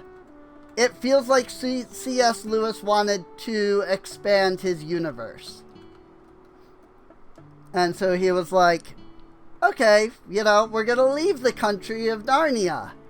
Which, of course, is the first time that you discover that it's the country of Narnia and not the world.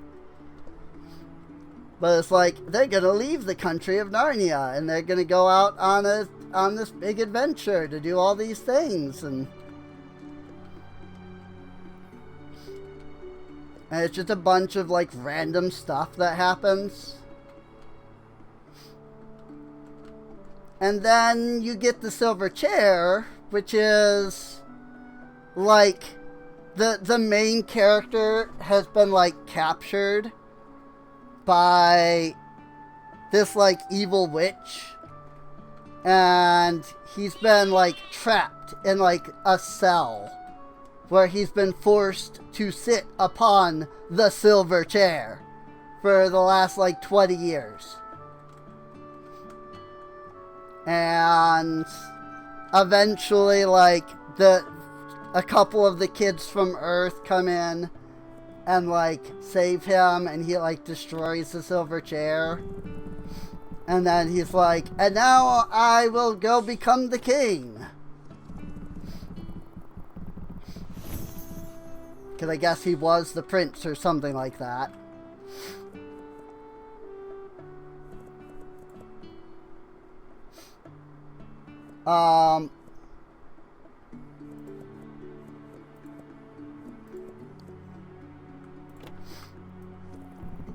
And then the 5th book, The Horse and His Boy, is like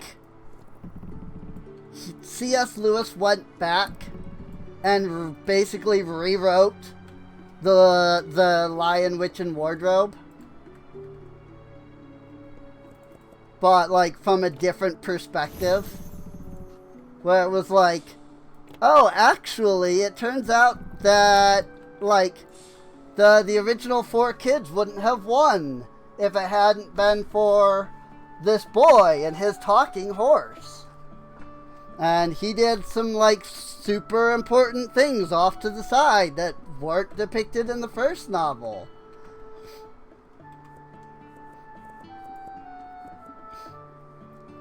And like, oh, like he's actually like a human, even though humans don't exist in that world, you know?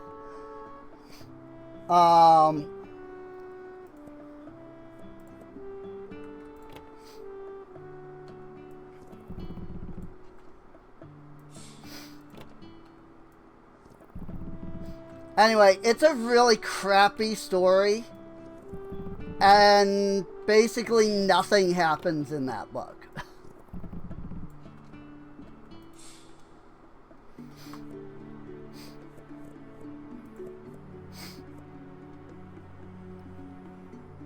Out of Boundium Ether. Cool.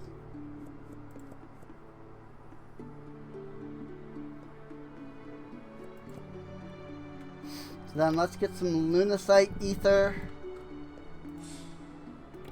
And some Lavendrite Ether. And then from there we now have all forms of Ether.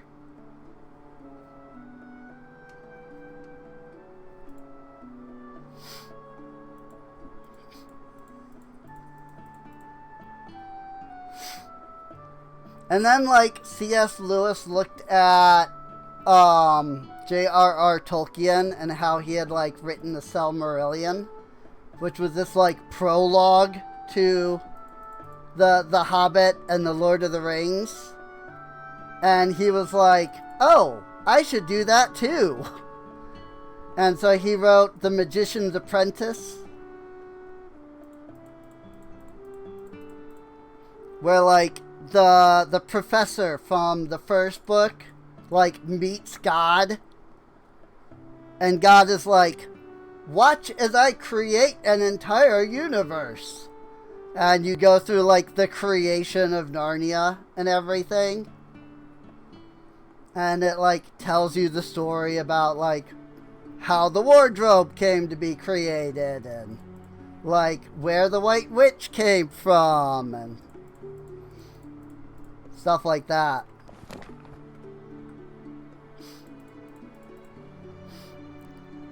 And it's a really boring book.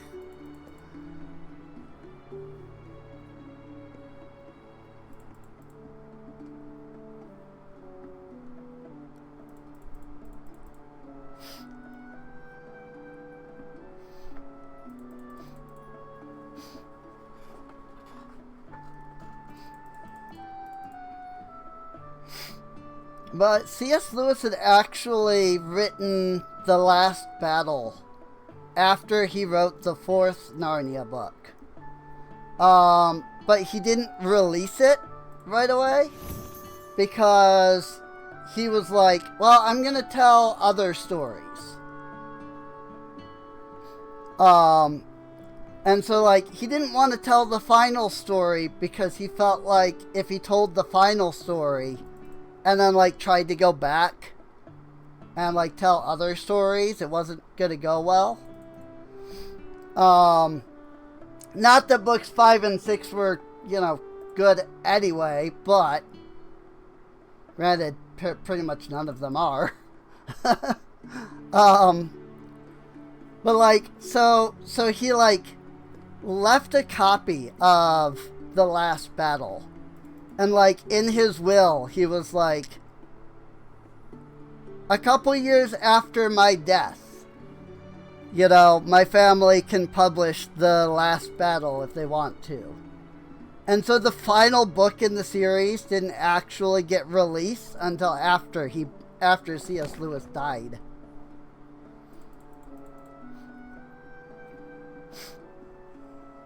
But it was written by him.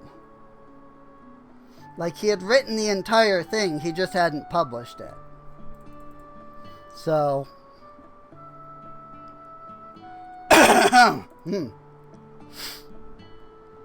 But yeah, I will admit that the only two I have physically read myself are Lion, Witch, and Wardrobe and The Last Battle.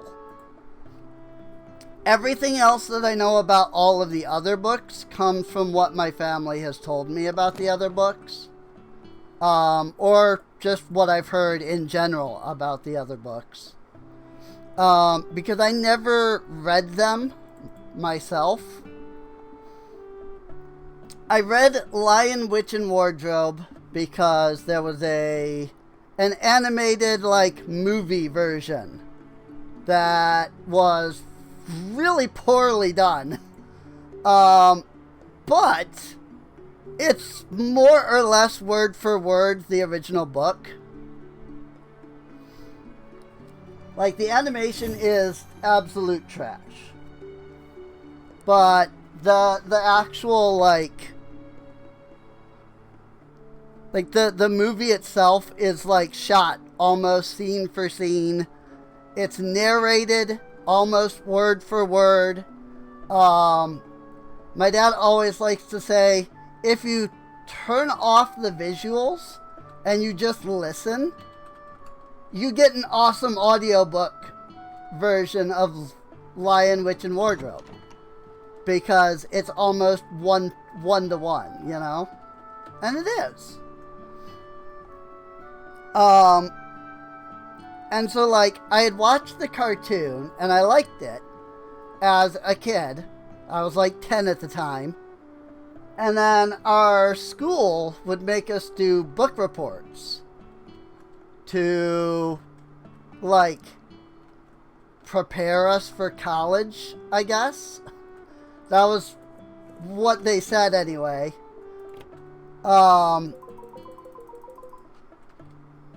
It's like, you're gonna do stuff like this in college, so we want to make sure that you understand what you're doing.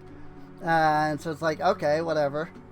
And so, like, one year for my book report, I decided to do a report on Lion, Witch, and the Wardrobe. So, and so, like, I did the book report on that, and so I read it for that when I was, like, 10 or 11. I really was not that old. And then, like, after I read it, I was like, you know, I like that. And then we owned all 7 books, but I just never sat down to read any of the others. But the same year that I was doing the book report on Lion, Witch, and Wardrobe, my brother was doing a book report on The Horse and His Boy because he had read the 4 previous books. So he was like, oh, I'll do a book report on the next book, and then I get to read the next book. And he said it's one of the hardest book reports he ever did because the book is so stupidly boring because nothing happens the entire book.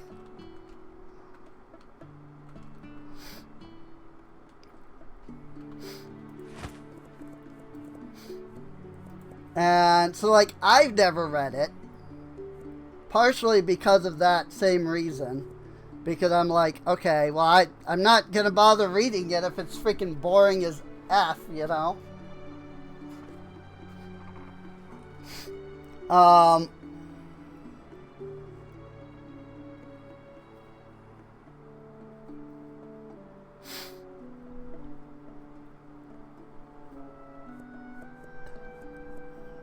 Sorry, I'm looking at the things that I can buy, trying to just decide if I want to buy any of the licenses yet. But I don't think so right now. I think I'm alright. I gotta get to 7,000 coin in order to get expansion number 6 here. So I think I'll hold off on that.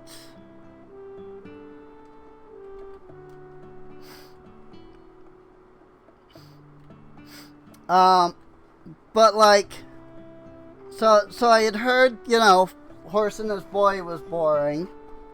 And my dad always said like, The Magician's Apprentice is alright, but it's not great. So then I didn't read that. And my sister didn't like the third one, so then I didn't read that. And then I just never bothered with any of the others. I didn't read Prince Caspian. I didn't read Silverchair. One of my sisters loved Silverchair. One of my sisters loved Prince Caspian, and the other sister loved Silverchair. Like, she would just straight up tell you, like, that is the best of the 4 books, in her opinion. Which, I mean, whatever, I don't know. Maybe it is, maybe it's not. But she really loved Silverchair. But I always felt like, well, before I read Silverchair, I should read the others. But then I never did read the others, so then I never, like, got anywhere.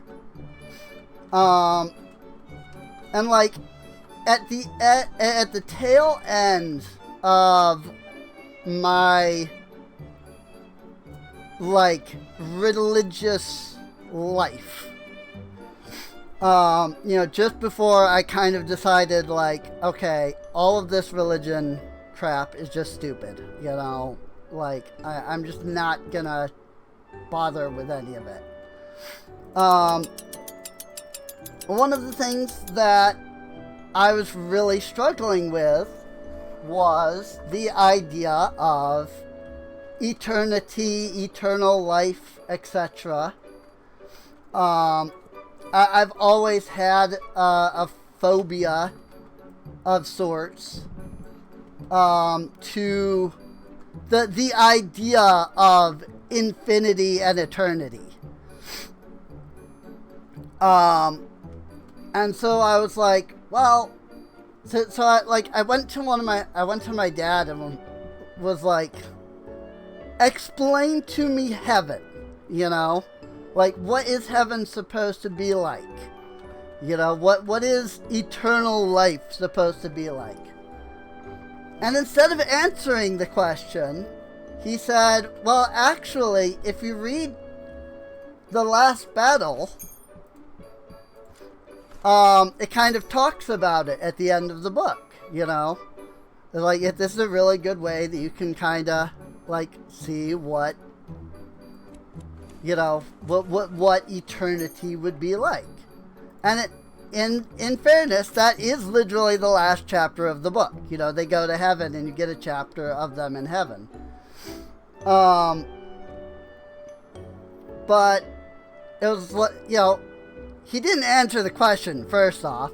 But then, like, second off, you know, he was like, go read this book. And so, like, that was the reason why I actually even read that book. Because I was like, okay, you know, Dad says this is a good depiction. And, you know, it's what I deal with a phobia of this. So, like, yeah, you know, I'll read it. And I will say, the book very much helped with my transition away from religion. You know? Because it's just, it's such a bad book.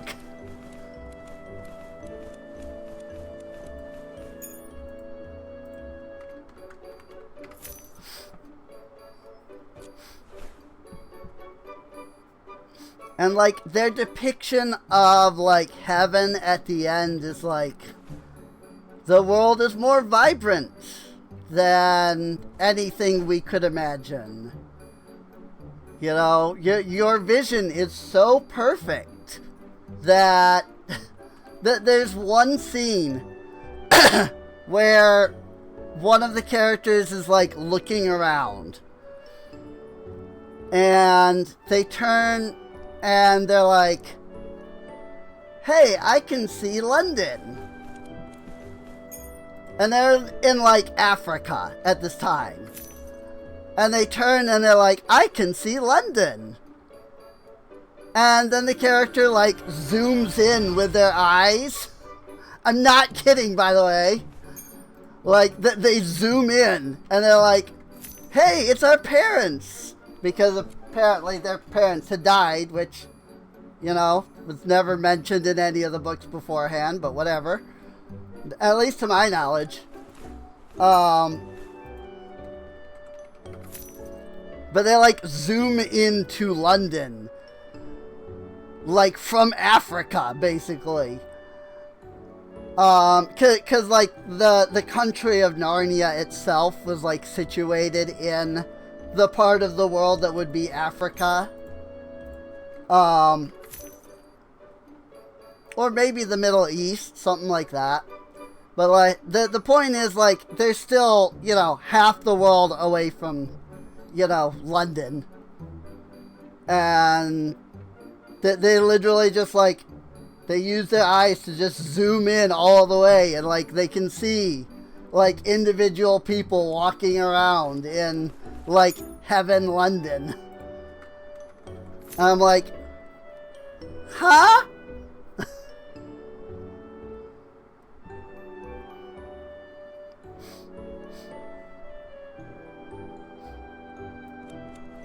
And I guess the idea, you know, is supposed to be like, well, in heaven, everything's perfect.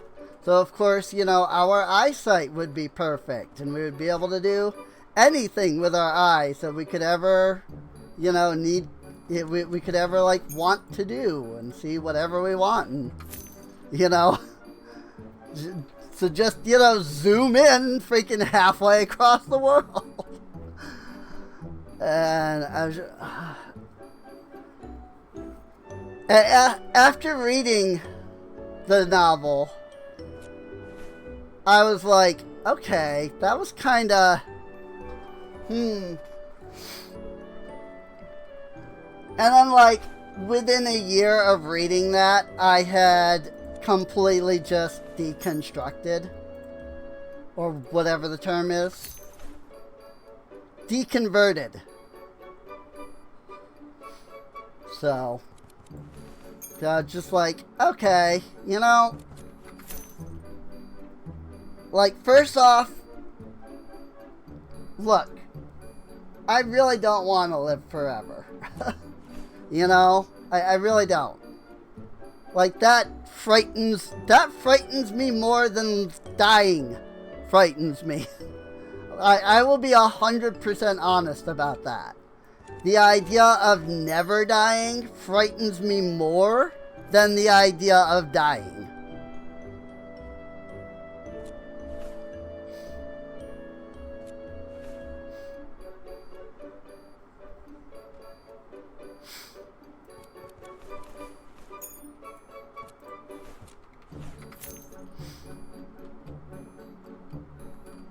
And it didn't take very long afterwards before I really started to kind of question everything that I had been taught about, you know, in, like, Bible school.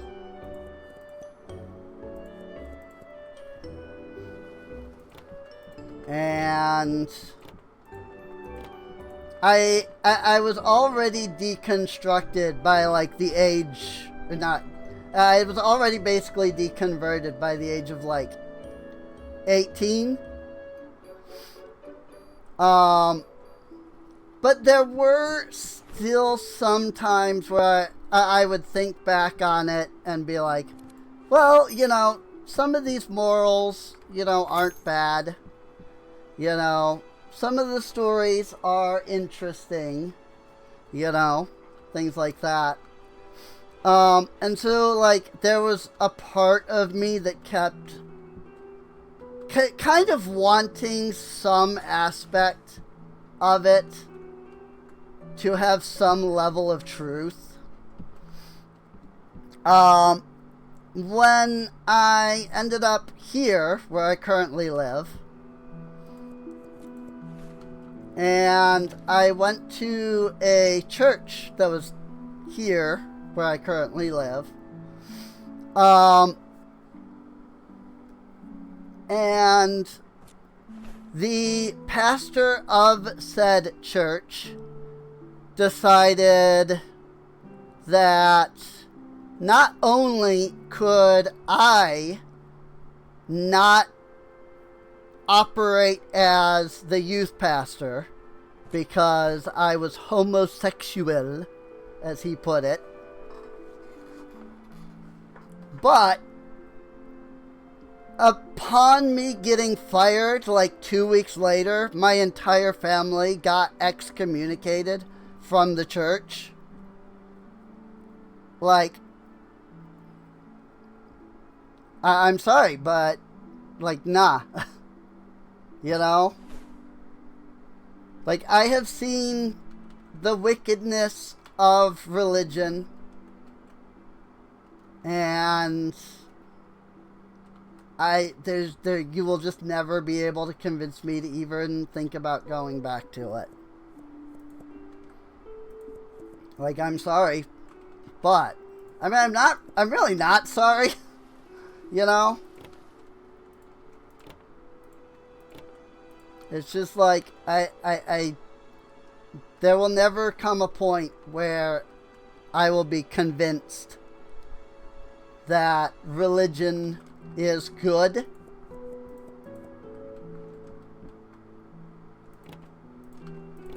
Because freaking, first off, I'm sorry, but if God hates me, then, like, oh well. I mean, he made me this way, but if he hates me, then, like, why would I want to, you know, follow him, right?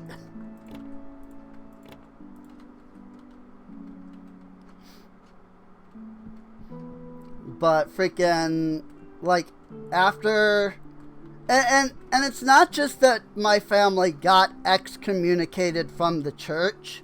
It was that my family got excommunicated by the pastor, with the pastor claiming that that was God's will, was to excommunicate us.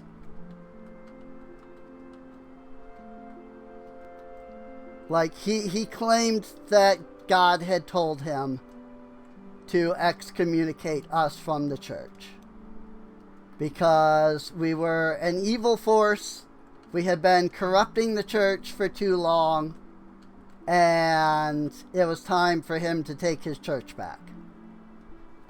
His words.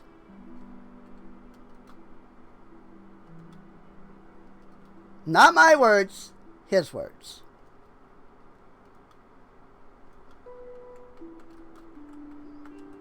So, like, I'm sorry, but, you know, you're not gonna call me and my family an evil force that is corrupting his church, and then expect me to continue to believe in any of your bull crap. You know? Like, it's not happening. I'm sorry.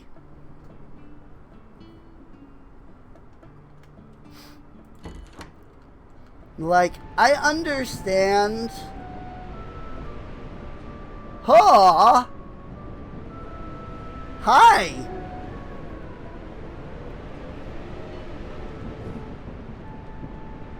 It's windy out today.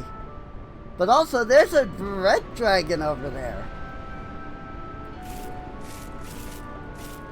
Is this gonna be Ruby? Because, like, we have Quark. And we have, what was it? Rufin? Something like that. Like, if all of the dragons are named after Lunar, that's probably Ruby. Because Ruby is the red dragon, you know?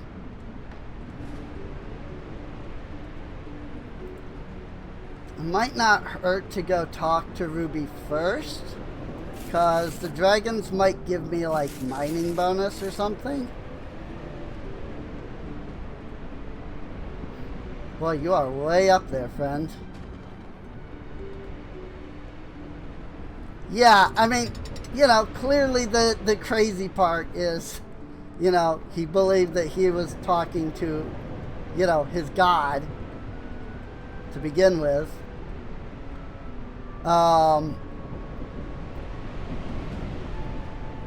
But freaking, like, literally the only thing that my family had done, aside from, you know, me being homosexual, was my family advocated for more, like, modern music. Like, he wanted the church to use, like, hymnals. And my family was like, no, you're never going to get anybody to join the church if they're using freaking hymnals. You know? Like, that's not gonna, that's just never gonna happen. I'm sorry. You have to use more modern music. You know?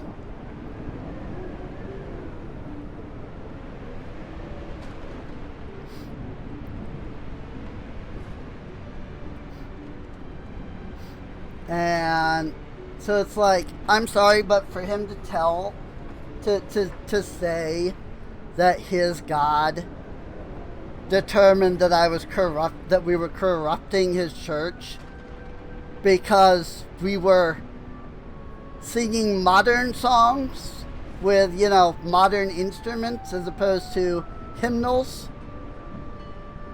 Nah. And that's what my mom, and that's what my parents' response was too. They're like, "Really? Nah." Hey, Ruby, shopkeeper. Have I told you about the storm that tried to outfly me? It chased me through the clouds, loud and proud, full of thunder and teeth. So I danced with it. We spun together until the sky turned gold and the wind forgot to be afraid. The rain clapped like applause. I didn't win, but I didn't need to. I lived louder than the storm. That's the story. Thank you for letting it stretch its wings again. God, my throat. My throat is dry. It is Ruby. Yeah, it is. That's why I tried to give like a feminine voice to this dragon, because Ruby is, you know, a girl dragon in Lunar.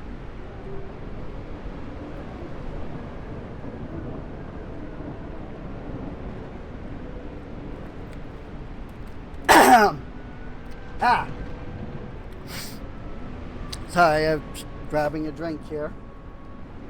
Hi, kitty cat. Can I help you? Okay.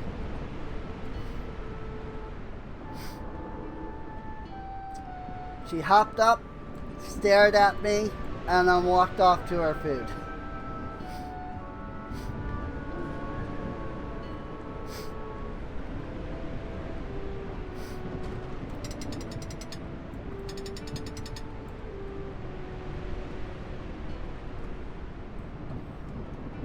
I probably should have attempted some level of like actual Ruby voice. I think if I had been like, hero, and then like went from there, I could have maybe gotten like something like that. Obviously, it's not going to be the same as either the original voice actress or the new voice actress. But Like, that was just kind of my general feminine voice, instead of, like, trying to do, like, a character voice. I probably should have tried for, like, a character voice, but what can you do?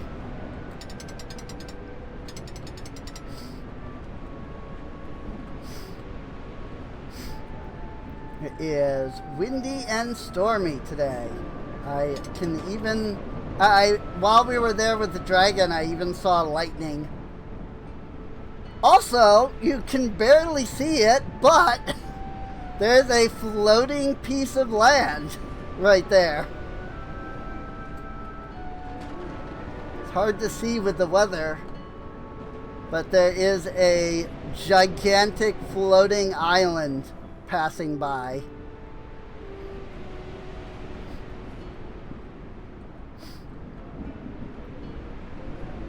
I don't know if I'll be able to see it too much better by coming over here.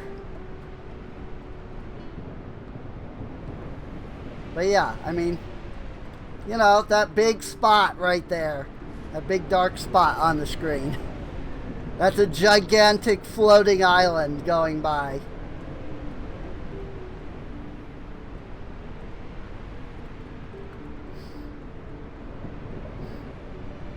I don't think it's considered one of the Titans, but it goes along the same path as the big Titans do. So, but it is really hard to see it with the fog. Like, I was barely even seeing it myself, so.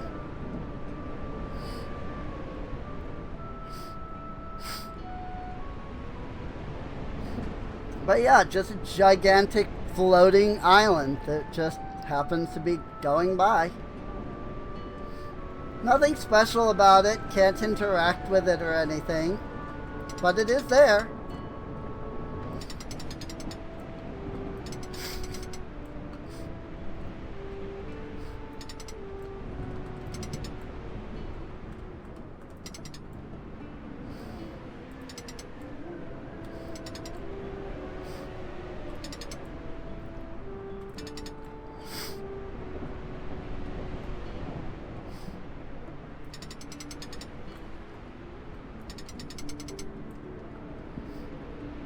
Can you believe that we spent half of the stream talking about Narnia?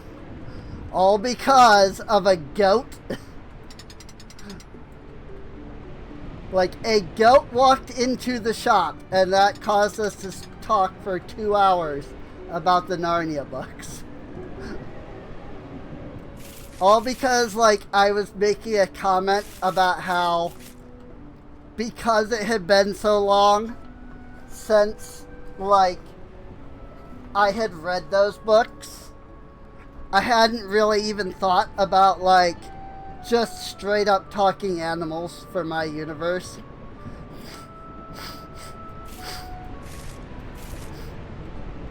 Like, I have a couple of talking animal like races.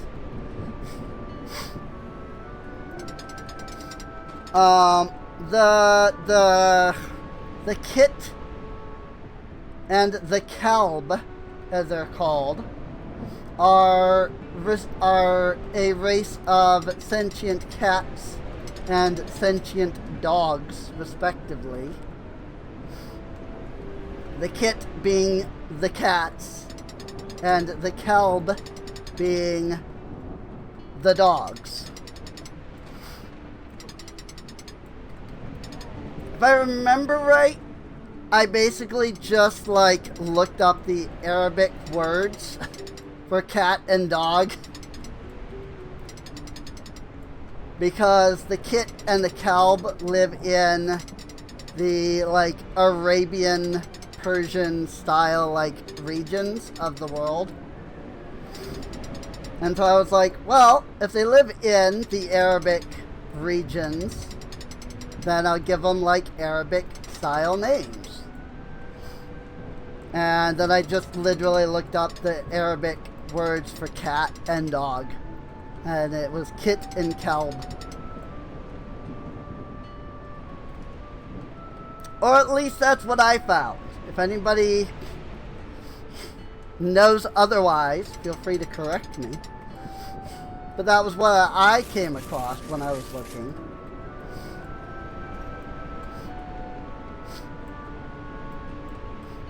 It's just like giant culture in my universe is all based off of Norse mythology. And so the giants, the different giants have... Oh! Hey, water elemental! There he is. So the different, like, giants all have names based off of, like, Nordic, you know? Norse. Old Norse. Like, the giants as a whole are known as the Jotun.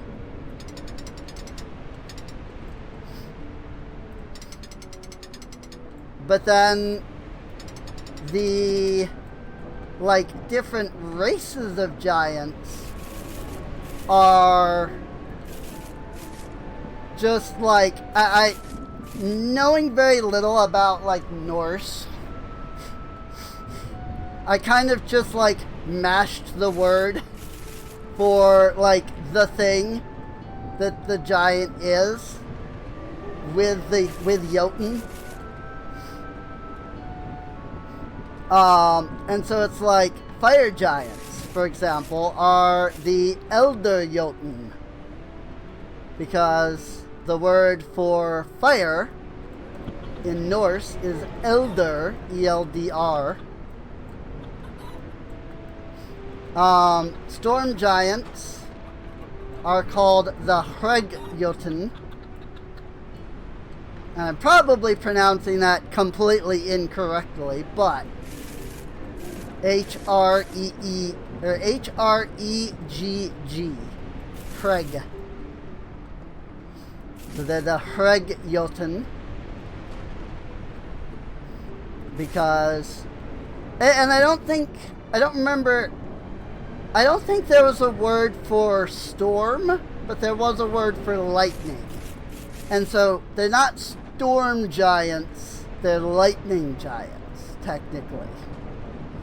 If you, like, actually translate the name.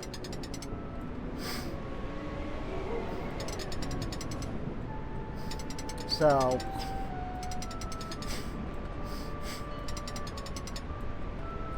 and then the children of giants that are not giants themselves, but are in fact short people, they fall under, let me see, I can look it up, because it's on my phone here, because I do all my, like, novel writing on my phone. I just kind of have to, like, look it up. Which, of course, you know, I'm looking this up, so I'm not, like, doing anything in the game itself.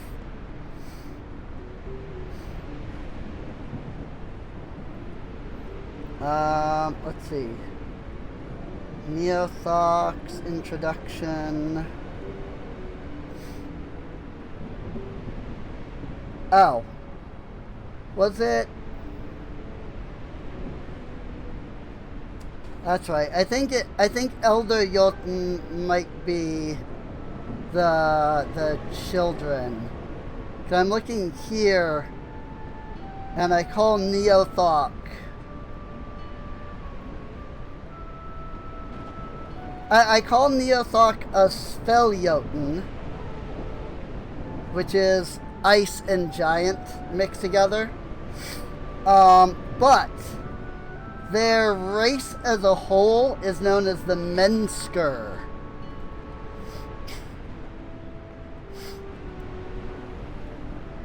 I don't remember what word that is.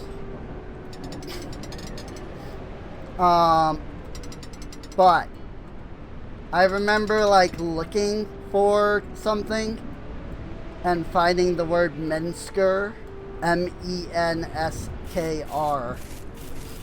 And I was like, oh, that one will work. Because it like meant what I was going for.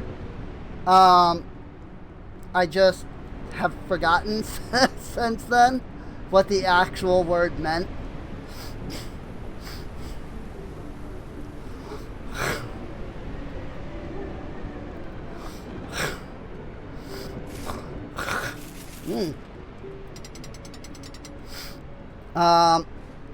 You know, if somebody has an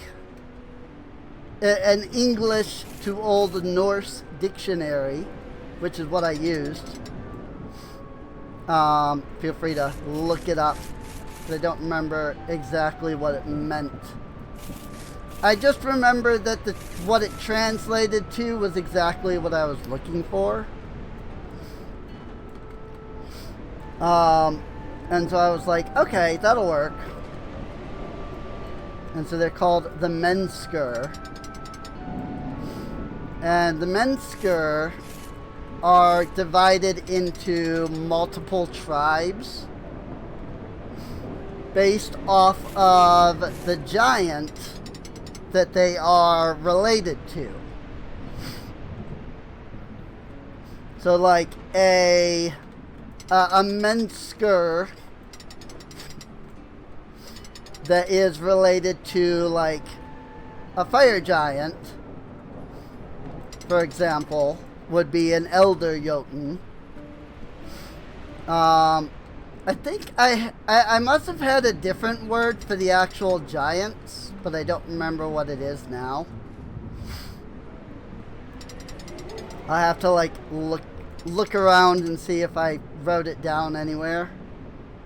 I may also just not have written it down anywhere, and so I may have just forgotten completely what like the giants themselves are known as. Excuse me. So, I mean, the giants themselves are called the Jotun, I believe.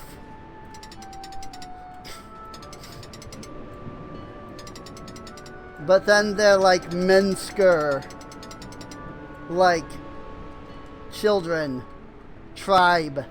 You know, the Menskr tribe is like named that way. You know, this is a Menskr that is a fire giant, and thus is an Elder Jotun. This is a Menskr that was you know, that's related to like a stone giant. I don't remember what that is. But frost giants, the frost is Svel. I remember that much. Svel, if I recall correctly, translated to ice. So it's not directly like frost. Here we go. Jord, J-O-R-D, is earth. Vindr, V-I-N-D-R, is air. In fact, here, I'll drop this onto the screen for a second. Because these are literally all of the names.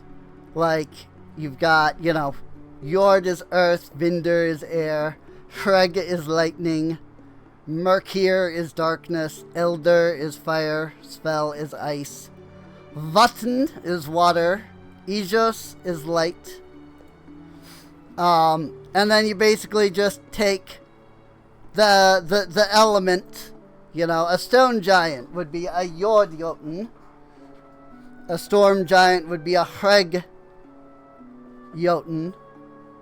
Fire giant would be Elder Jotun. Ice giant, frost giant rather, would be Svel Jotun. But then you just kind of mix that in with you know, the giant. And you kind of get the names. And those are the main, like, tribes of the Minsker. But there are also additional tribes on top of that.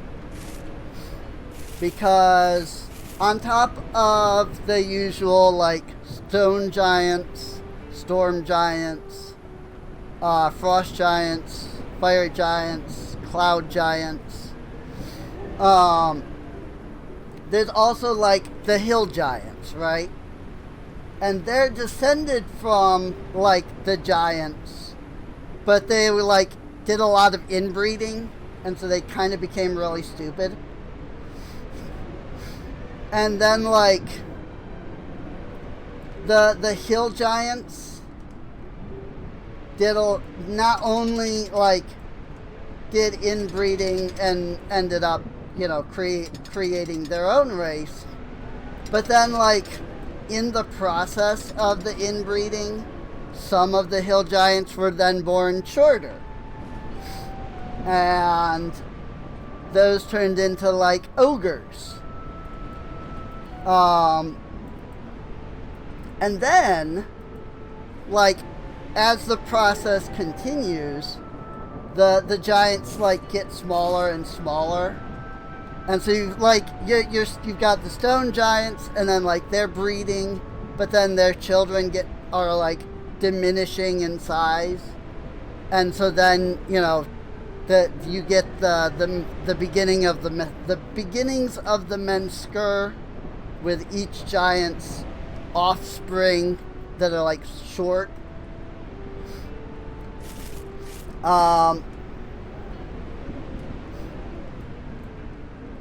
And the offspring of the hill giants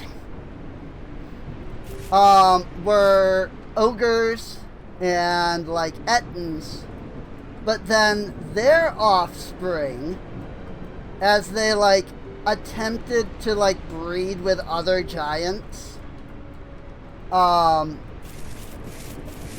like, they then ended up creating a couple of extra tribes in the Minsker, such as the tribe known as the Viking. Get it? Because Viking? Viking. V-Y-K-Y-N. Viking. Because they're literally, they are the race that we would call Vikings nowadays, kind of thing.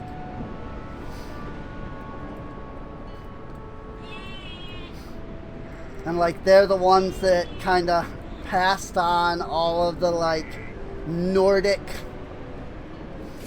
you know, religions and stuff onto, like, humans.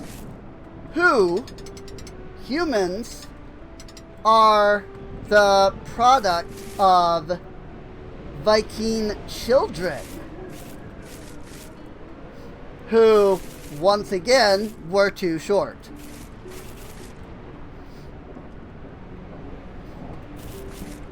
Because one thing about giants is they're not big on their offspring being smaller and smaller. And so, like, every few generations where they got too small, they would get excommunicated from, you know, their tribe. And then, you know, the shorter ones would get excommunicated from the tribe. And then, of course, from there, hey, Flora Whisperer! Achievement get! Level 35 foraging, or harvesting? Whatever it's called. Yeah, harvesting.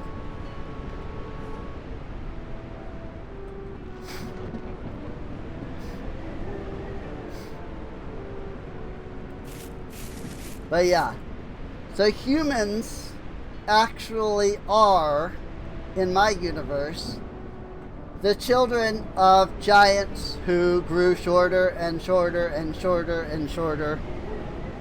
You know, starting at the big 30-foot tall storm giants that are the original race, the Aesir as they're called, or as their original race was called, anyway. Storm giants are not called the Aesir. It's the race that became storm giants that were called the Aesir. And they were like Odin and Thor, you know. That they had like the Nordic gods. And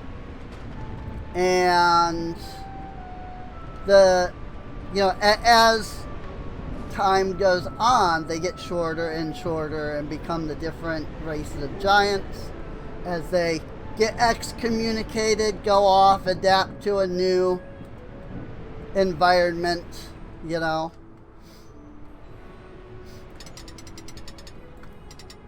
So some of the giants get excommunicated, head off into the mountains, where they begin to adapt and evolve and become stone giants. The first group, you know, it started with the Aesir, but then they started to get shorter. And so those shorter people got kicked out of the Aesir and became the storm giants.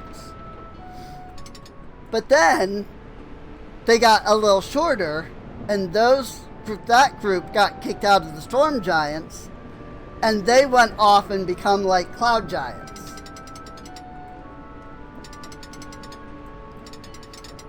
And the process continues as they like adapt to new environments and, you know, learn how to survive in different climates, until they eventually become all of the different races of giant. And then from there, they then continue to regress until you get stuff like ogres and ettins and some of the other giant kin races.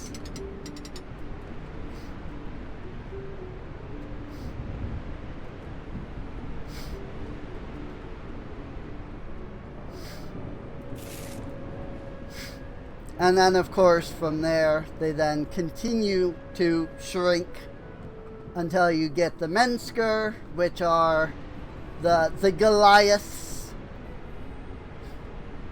I just didn't want to have to deal with the possibility of Wizards of the Coast, since that is technically their race.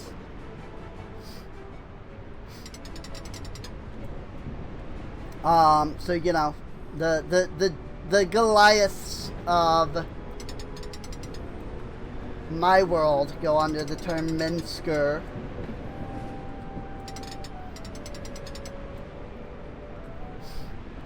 And then, you know, their descendants eventually become the humans. And once they shrank down to the 5 to 6 foot range,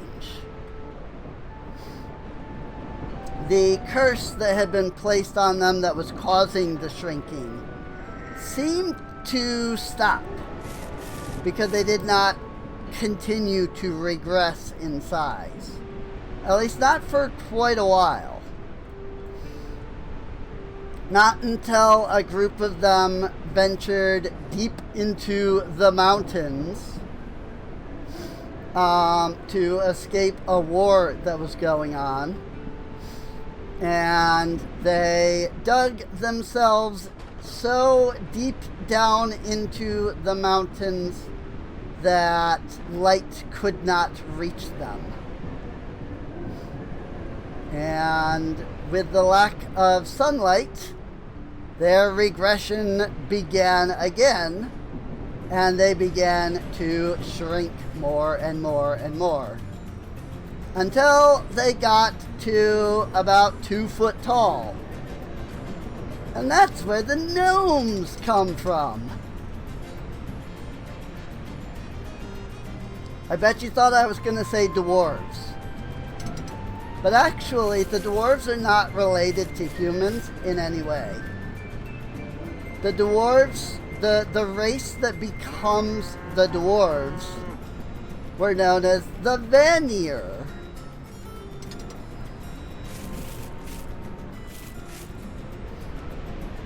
And they were these 10-foot tall-ish figures with like stone and metal skin.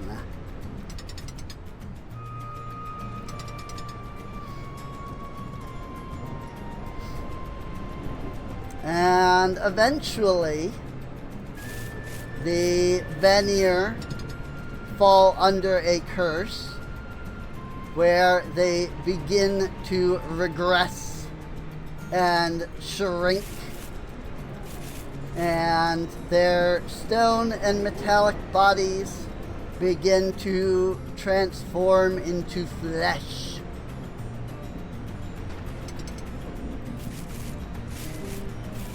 And eventually you get the dwarves.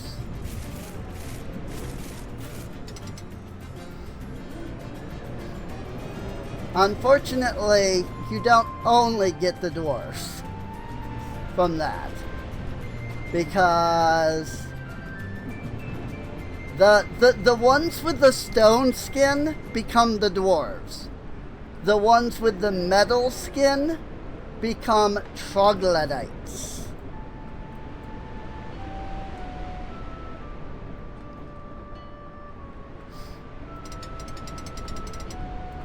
And thus you get the races of the dwarves and the troglodytes. Or, as the dwarves like to call them, trogs. I may have taken some inspiration from World of Warcraft on that one.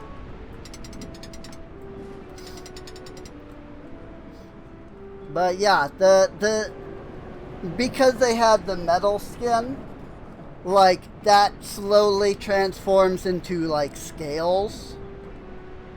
And thus you get the lizard-like troglodyte race.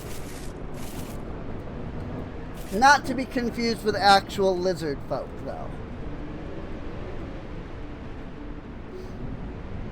That's why I say lizard-like troglodyte race. Because the lizard folk are an entirely different story. The lizard folk actually come from an entirely different world.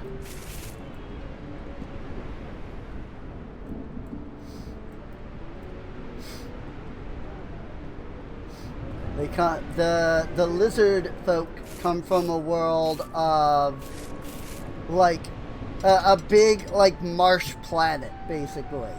The entire like world that they came from was all just a big marsh.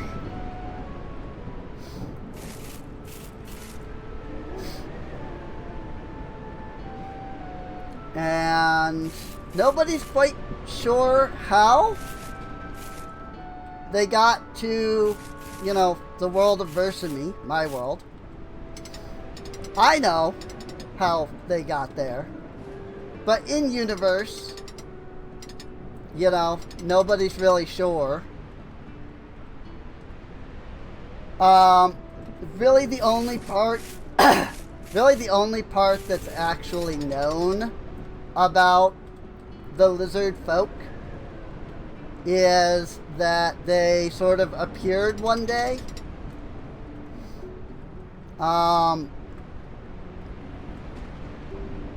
And just began to like ransack, you know, the different lands and stuff that they appeared in.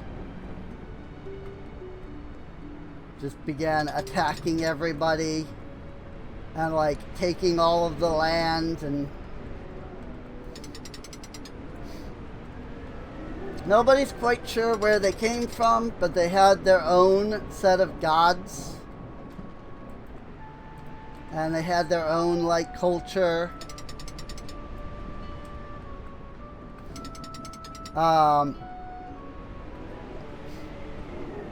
And I mean, you know, that's really about it. You know, they just kind of appear one day in the world and begin fighting.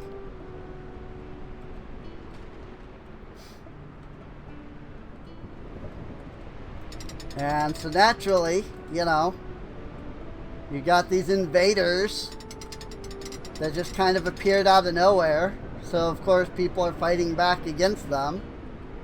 And it erupts into a big war for a while.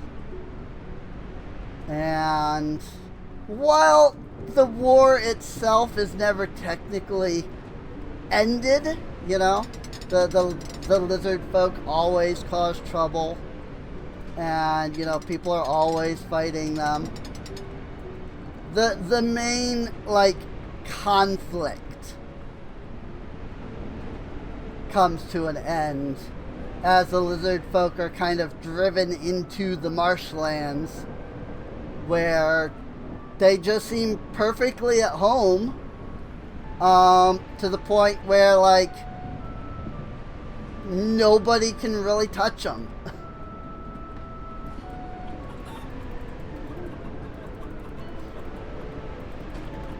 And so, while the war itself doesn't, you know, while, you know, conflict with the lizard folk doesn't technically end, the great war that they're all fighting is considered to have kind of reached its end at that point. You know, history records that as being the end of the war, kind of thing. It's kind of like orcs. Orcs were actually the first race to come from a different world.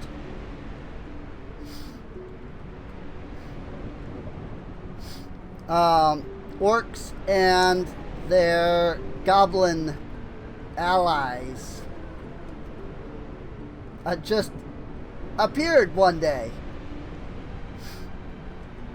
Or I guess it would be more correct to say the goblins appeared one day. And a war broke out between the humans and the goblins. And the humans went to exterminate the goblins because they figured out where they were coming from, which was just a cave. And when they went there, it was not goblins that they encountered. It was orcs. Because orcs and goblins are kind of, you know, allied in a way. Wherever orcs live, goblins are not far behind, you know?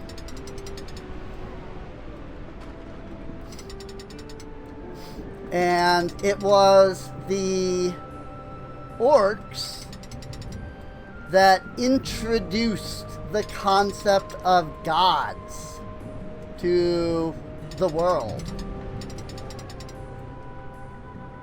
Because when the orcs appeared, they appeared with their god, Abaddon. And, you know, he's a god. He's extremely powerful.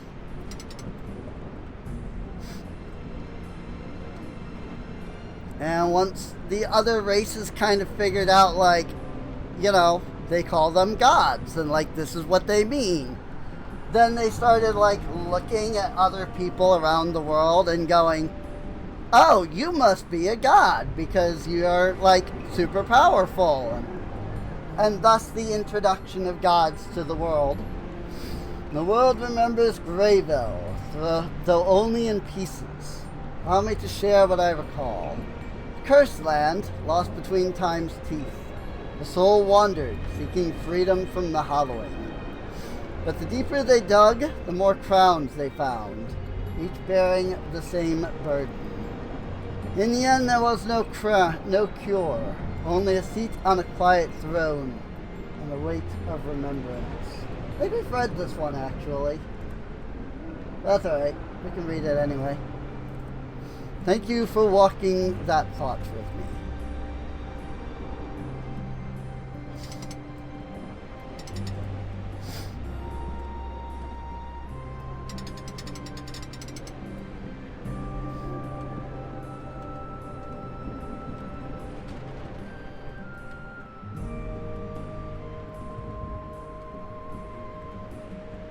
I think there's like a couple of rocks that are back here that I've not been really like actually grabbing, but maybe not. I'm not seeing them. I know this is where the hacker fairy is. Here it is. Some silverites and sunglow. Only a little though. But yeah, yep, here it is. Hacker! It's the Matrix!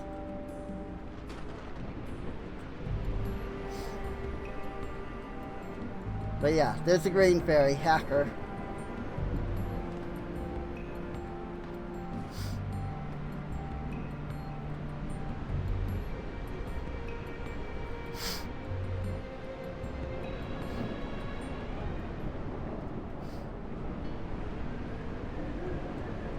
Did the water elemental get bigger? Or have I just not seen him in so long that I forgot how big he actually was?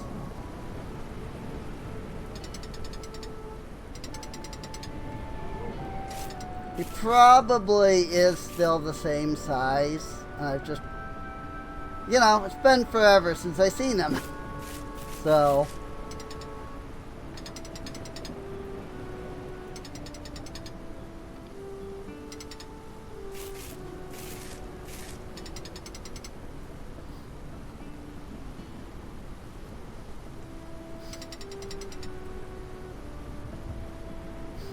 when you're that big, size is relative.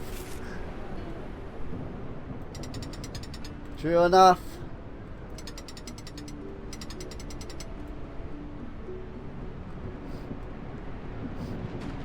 I do wonder if he'll add like any more, you know, like giant things. Like, you know, you've got the turtle, you've got the water elemental, you've got the dragons, you've got the four-headed giraffe, you know. Like, I wonder if there will be more of them added as time goes on. Or if he's kind of like determined that these are just the ones that will spawn. I know that he has stated that all of their like abilities will likely have drastic changes by the time the game is actually done. Like, you're probably not going to have like 10 and 15% like profits from the big dudes there by the time the game is like fully released. But that's fine.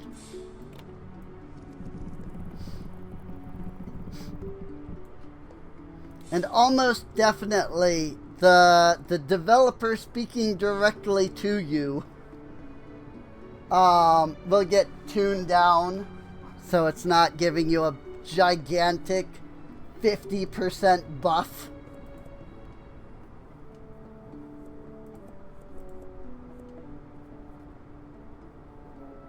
But that's alright. I'm okay with all of that, you know? Crystology.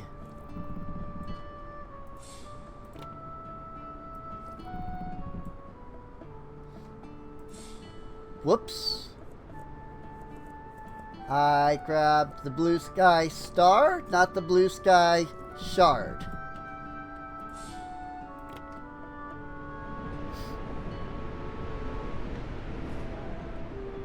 Huh. Darn it.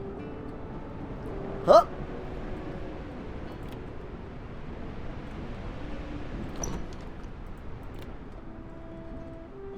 I like the ability to access the bag from anywhere.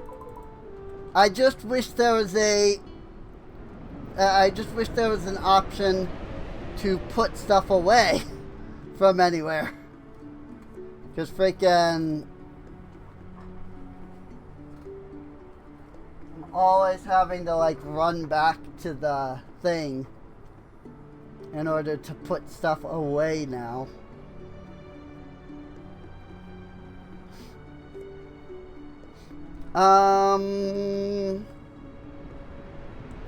Did these finish? Because that should have been last night, right? Ready to harvest. Yay! Dragon's Bud.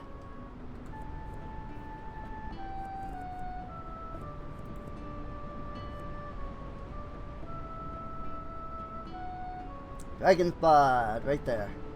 And Skybud. It looks like this.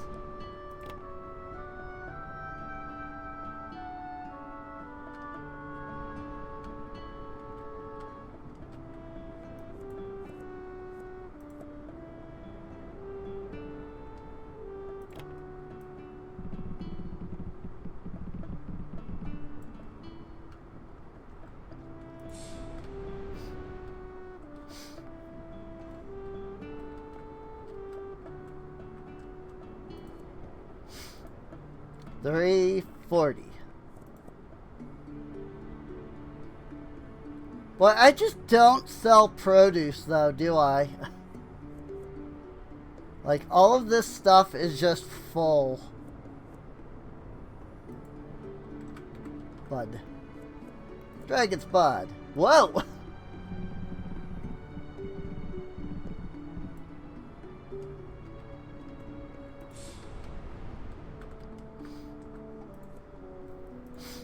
$3.60.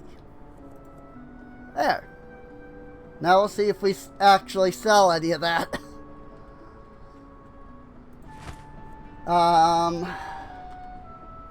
So let's take our bud seeds.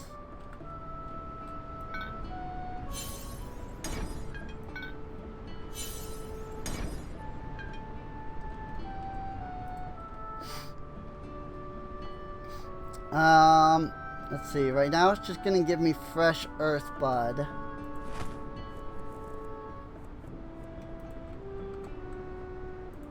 I'm curious what out of boundium ether will produce. And it's probably just out of boundium bud, but why not? And we'll try some star shard ether as well.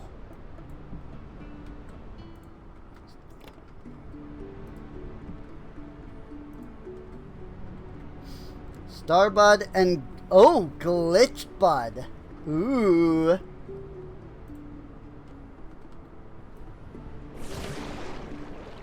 That sounds interesting.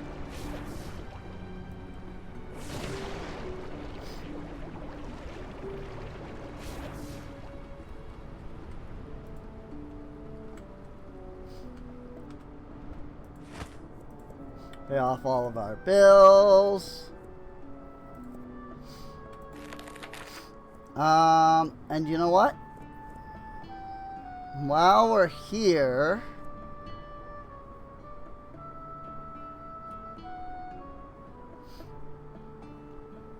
why don't we get a couple more terrarium?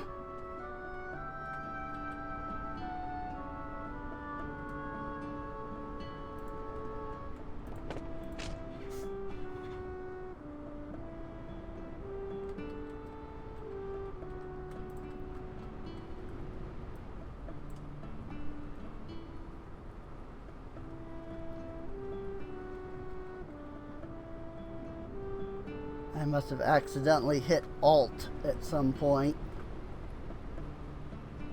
because it shifted it to a 10-degree snap rotation.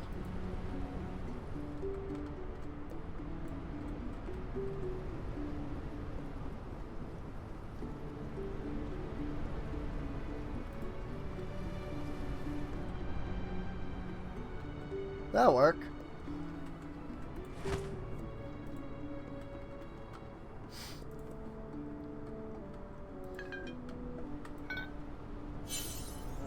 And we'll plant our last 2 bud seeds.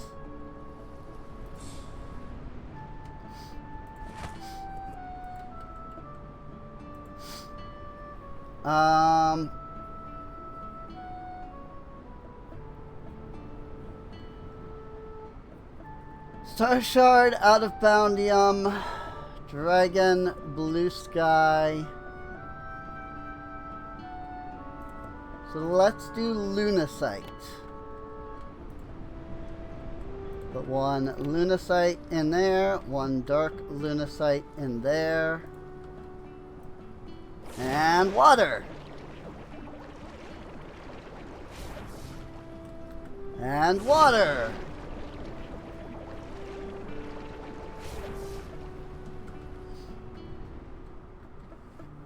Coolies.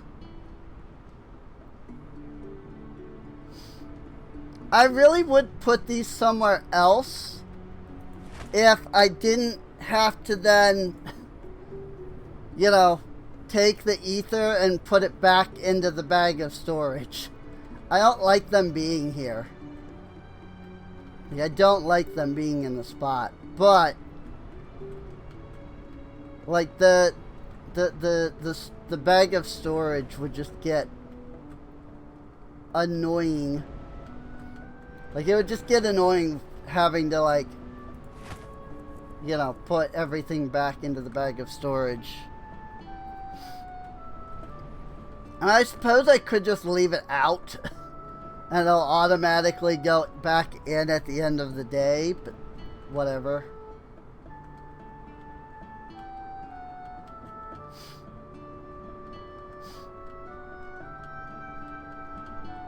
I think we're doing all right, though.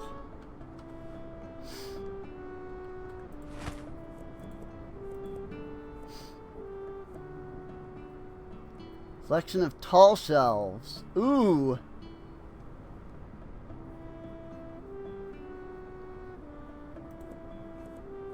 Yeah, I want that, actually.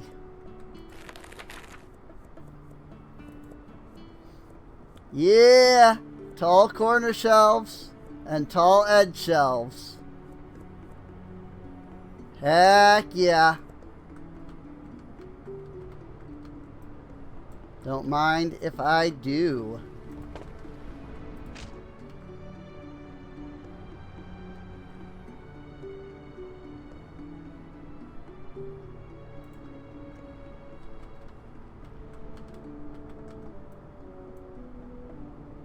I've got this corner over here,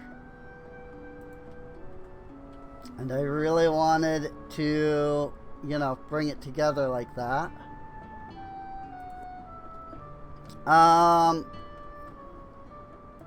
Well, here, let's store the blue sky stars. 'Cause I want to see how it works first.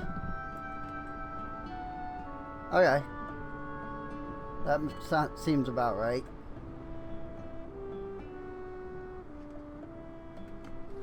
Yeah, that seems about right.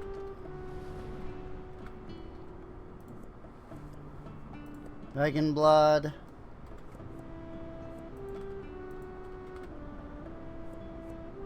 God, this search feature is so nice. Star Shard, Moondrill. Star Shard, Moondrill. I'm so glad that he took my suggestion to add a search box. Like, it's so nice having that search box. It's super nice.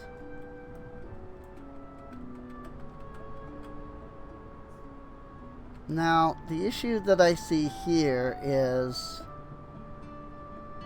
these don't quite line up together.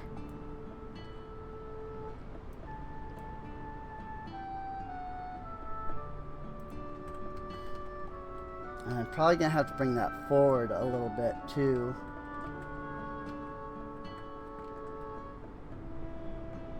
Yeah.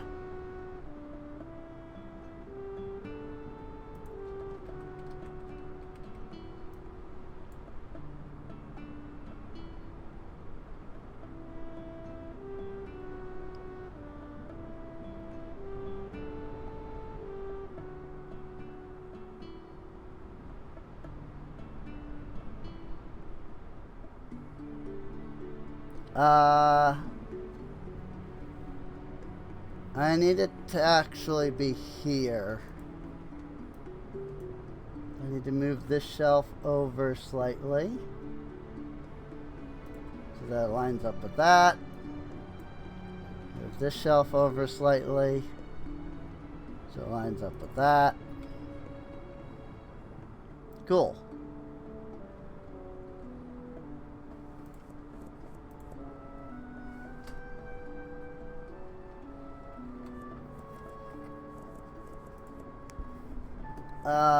Manasite, Sunglow, Umbrasite, Star Pebble. Yes.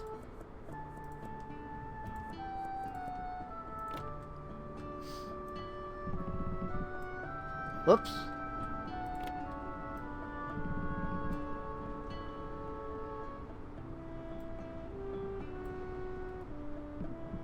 Of course you're gonna do that.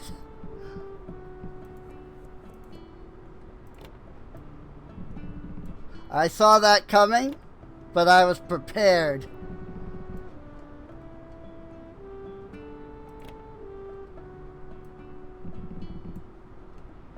Ha! Beat you to it.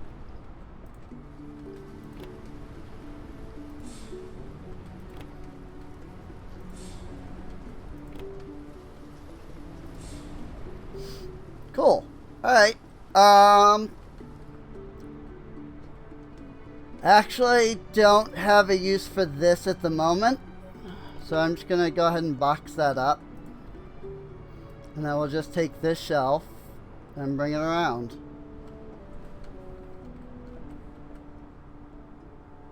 Make sure that we line it up with our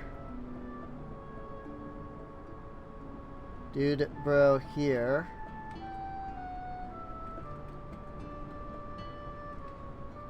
Just seeing how I, you know, like specifically how I lined it up. And now it's lined up like that. Cool.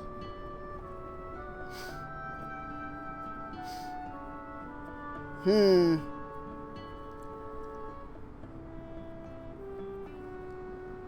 know what? Slight change. Slight change of plans. Store that. Do I have any clarity? Potion of clarity.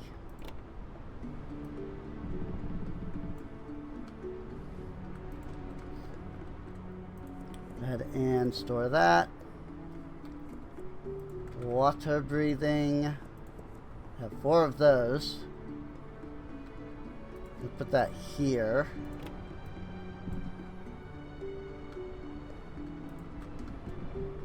And we'll store that. Potion of Rage. 8 of those. So we'll do that. And we'll store those. Cool.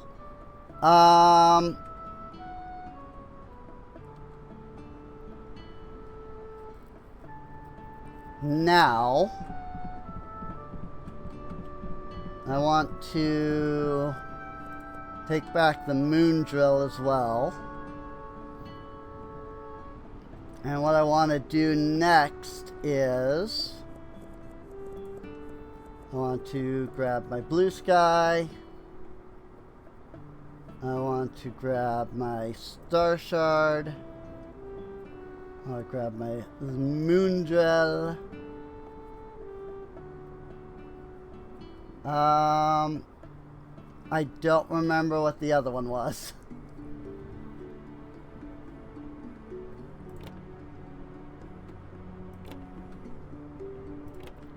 I want to put the blue sky up here.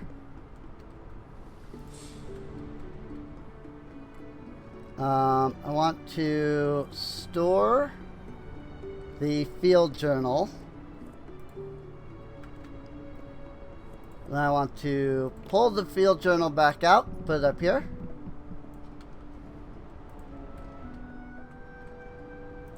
And we could put our star shard here. And then I want to store the recipes.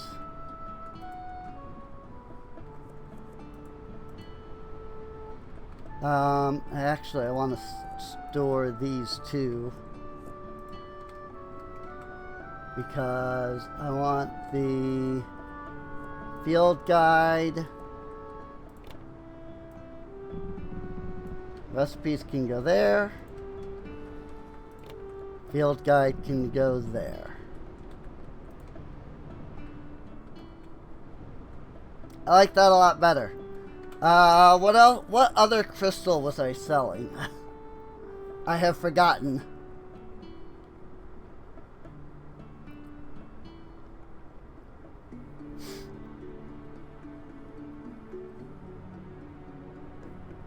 Oh, fudge.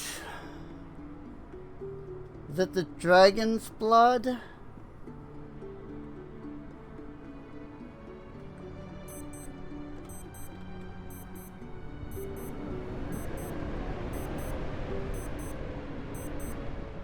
Yes. They have a red in there.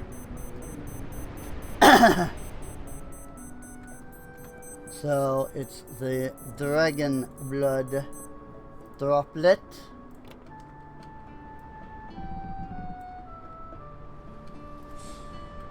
Cool. I like that organization so much better. Now all the potions are together properly. And then I've got ingots, I've got gems, and then I've got books. I like that. And over here we've got all the slimes. We've got all the turtles. We've got all the scales. We've got wool. We've got these two. We've got those two. And then we've got all the weapons. Yeah, I like that. I like that a lot. I think that will work well.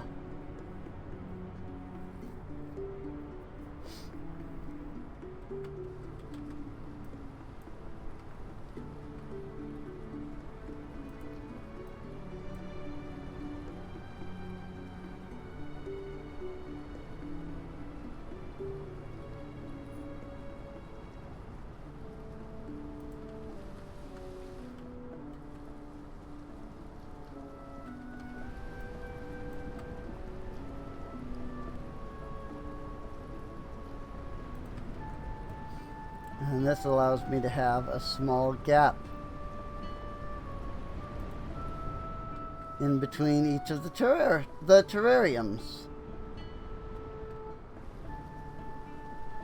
Very nice. Very nice. I don't really like this gigantic thing that pops up. I have no idea how to like fix that. But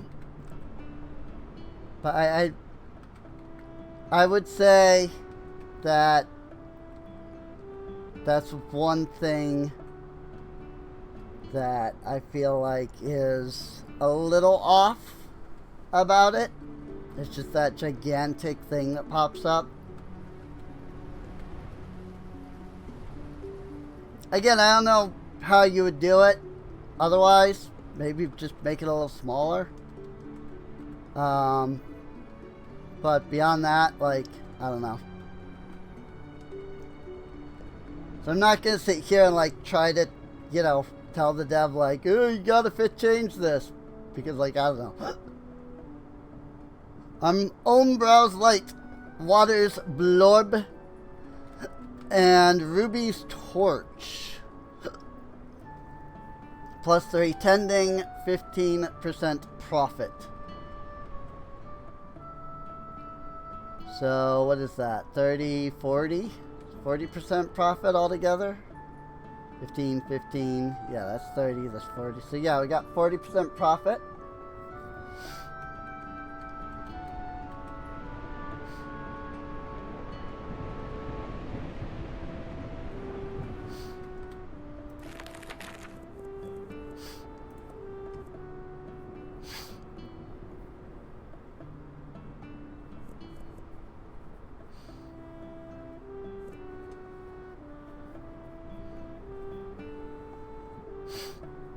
That said, I'm a little unsure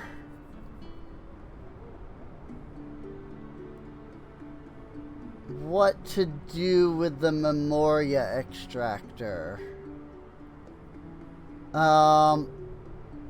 Purely because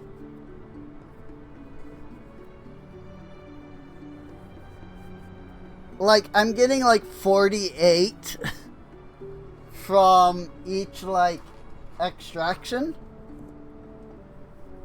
and I only need one like per terrarium, you know. So I don't know. I don't know if I should like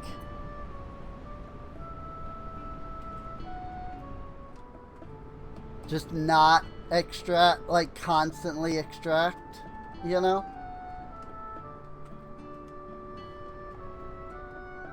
Because I don't have a use for the ether otherwise, you know, unless I'm going to sell it, which I'm sure people would buy it, but I don't know.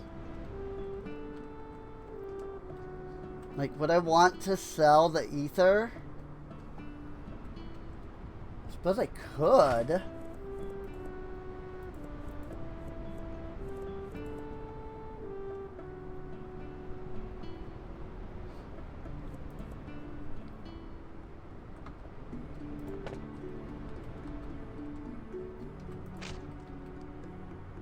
Ah.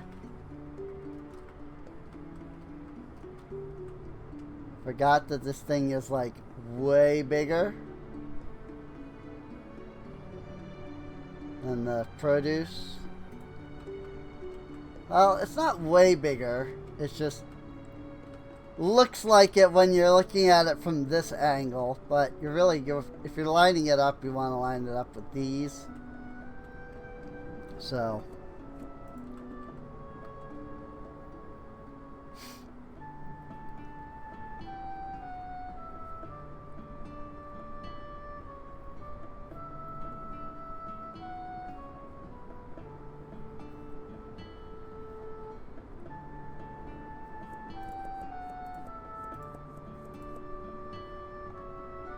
I guess we can try it.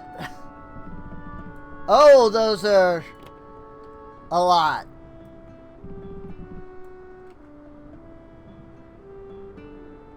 Holy crap, those are worth a lot.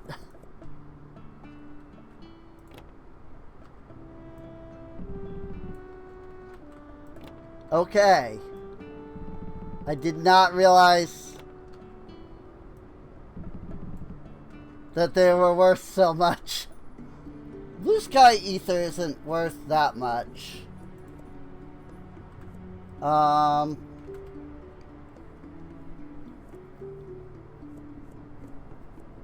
about Lavendray? Worth even less.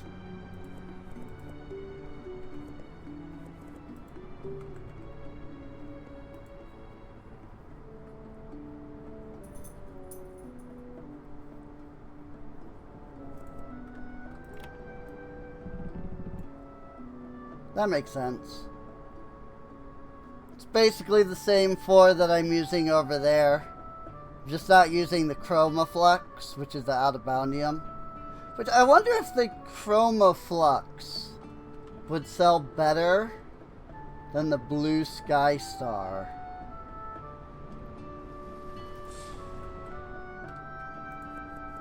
Now that I'm thinking about it. It's not difficult to get to the freaking Out-of-Boundium.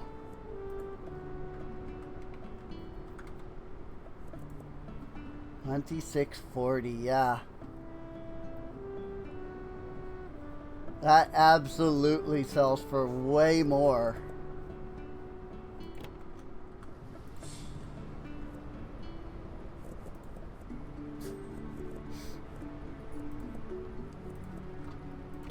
I'm just reorganizing the 2 shelves. I want the Chromaflux on the bottom instead.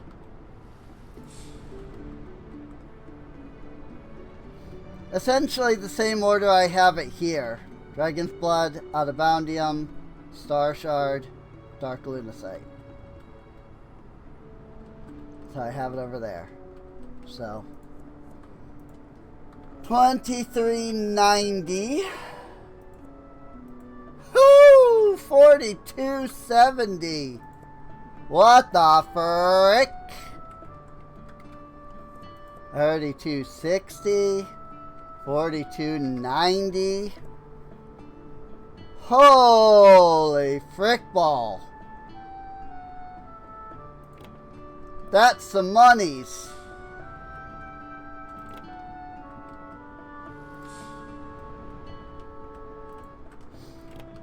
I may have figured out what I want to do with Memoria extractors now. Whoo boy.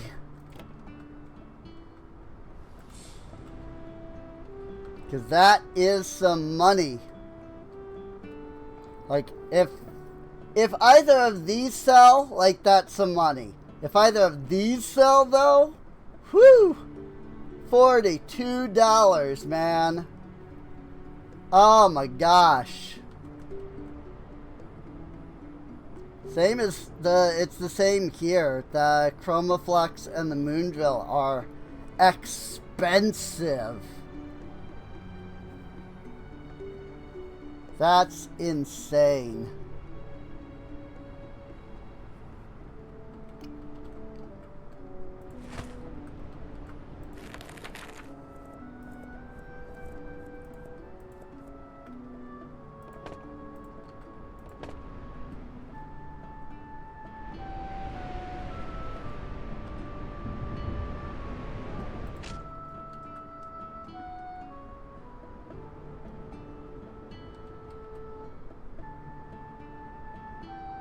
Same size. Ah!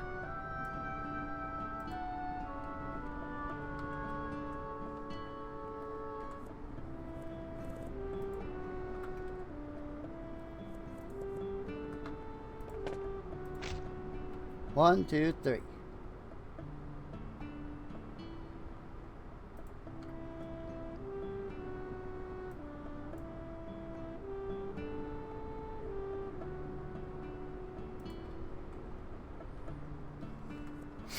Question will be, is this sustainable?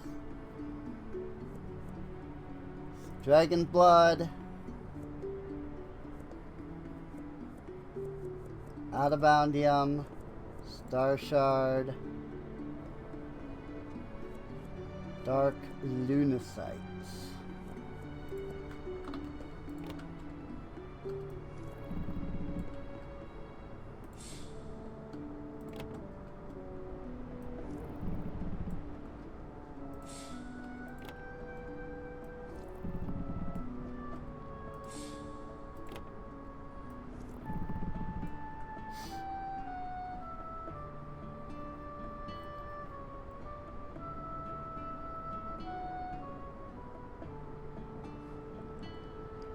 Oh yeah, I did blue sky shards over here, didn't I?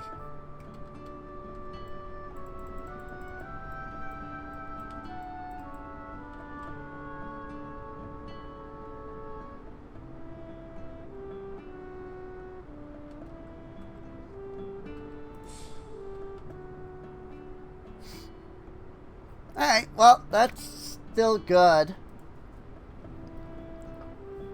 I think that's good amounts being produced of everything.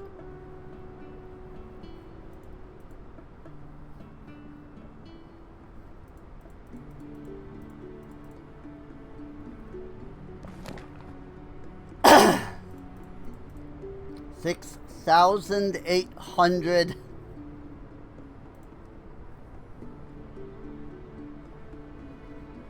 Freaking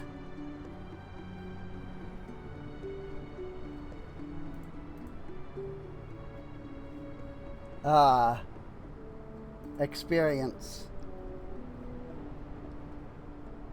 to get him to level 26.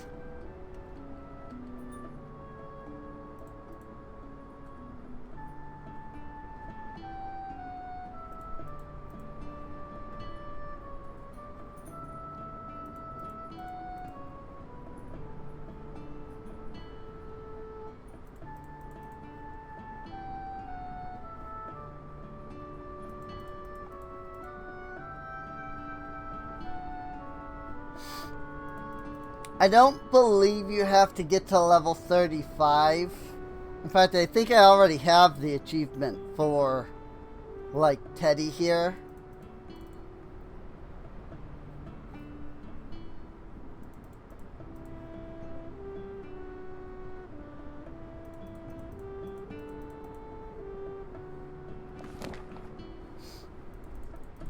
Hovering over Teddy here, like, my vision keeps, like, kind of bugging out.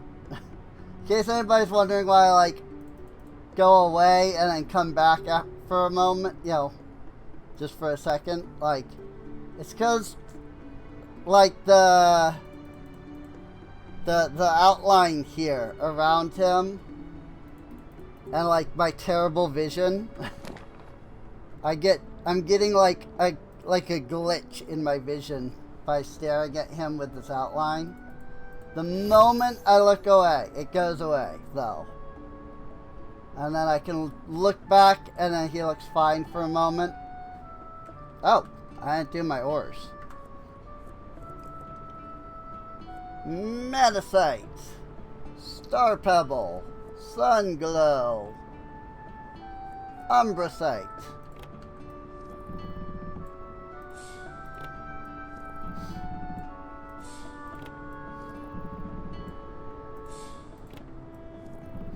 I definitely don't really feel like I need to, like, double time any of the production of any of this stuff. Because, honestly, like, I'm getting enough product from just having one of everything. If I were to expand into selling... Yeah, if I wanted to do like a store that does nothing but sell ingots or crystals, I would definitely have to expand more. But because I'm only selling one shelf of each of these and one shelf of each of these, like, it's not like I'm making more than I am selling right now. So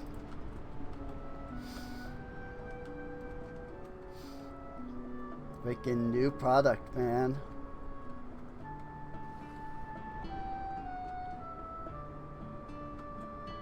Oh, right, because I just bought the green slimes for that exact reason.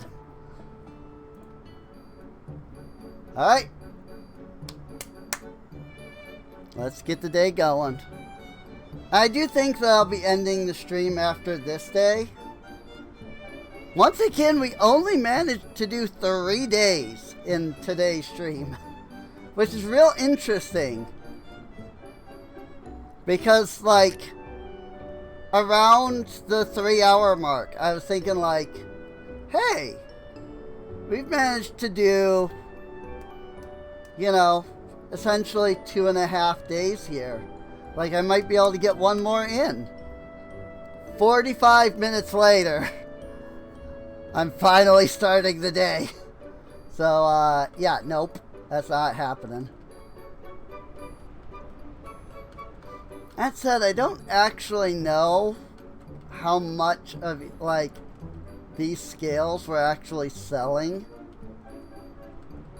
I actually recommended, in the Discord that Maverick add some kind of, like, end of day thing that, like, tells you, like, either like how much you earned or like how much of each thing that you sold. Cause like, you know, with these guys over here doing their thing, I don't really know how much I'm selling of, you know, like the jelly, for example, you know? Like, am I really selling enough of that to even really be worth it, you know? You've got 639 Bloodberry Jam and 800 Azure Berry. You know? Whoa, that was weird. Had a little bit of, like, frame drops for a second. A little bit of, like, random stuttering. I don't think it was the game. I think that was on, like, my side legitimately. Like, it felt like the whole computer slowed down, not just the game.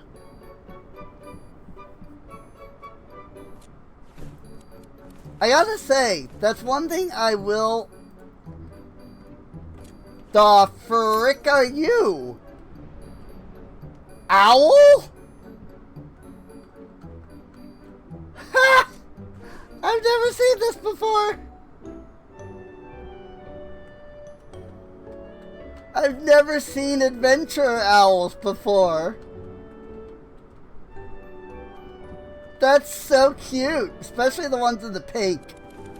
I love the pink ones. Like this guy here, this is the best. Like, he's the best. Freaking adventurer owl. I love it. I just saw them walking in with the cloak and I'm going, the frick is that? That's not a human.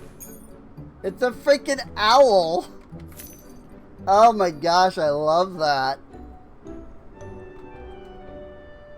Your Honor, I am afraid to say they're just too cute. Also, I definitely think I gave too much on that one.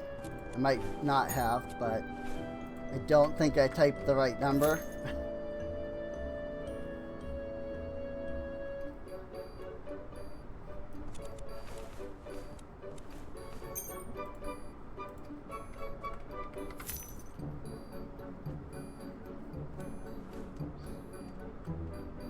Freaking adorable, dude. I love it.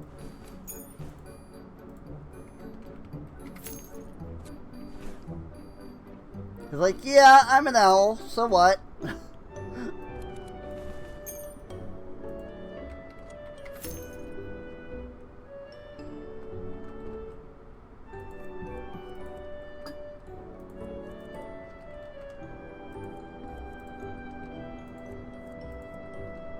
Those seem to be the things that I'm selling pretty...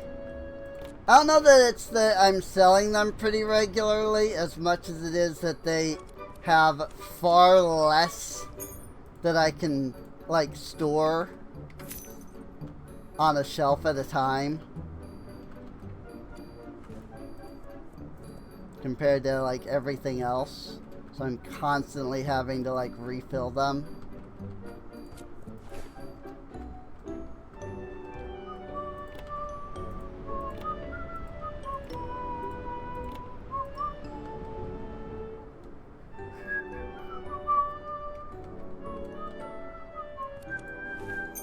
Yo! 23.90 for Dragon Blood Ether, man. Holy frick.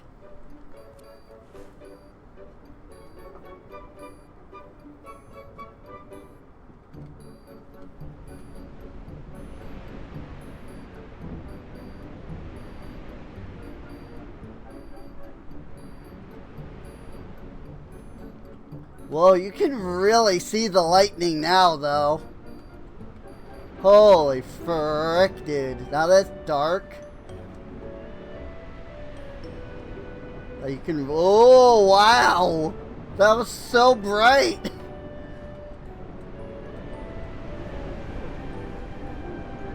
That's so cool, man.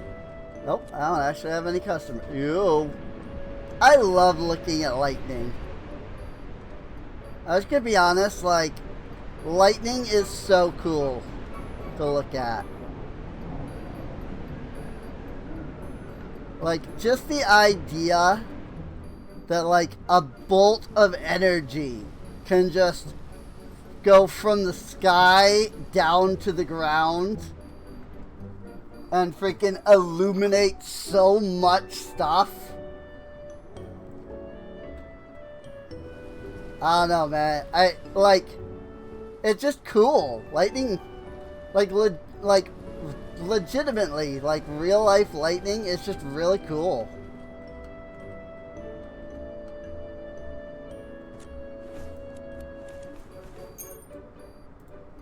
$8.32. How did these go? Not great. Yeah. We sold like 4 of the sky ones.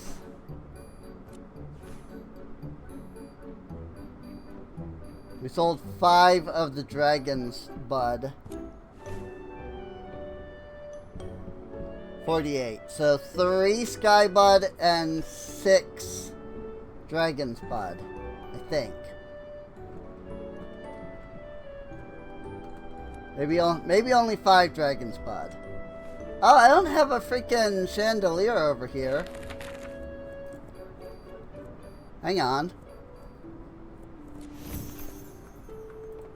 Thought it seemed oddly dark in this corner of the freaking building.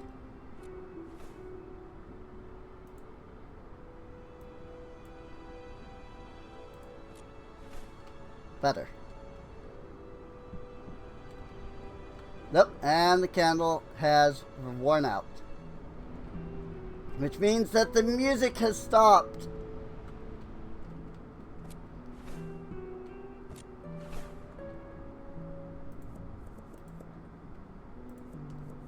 Purchase a couple more crates of quivers, another crate of bows.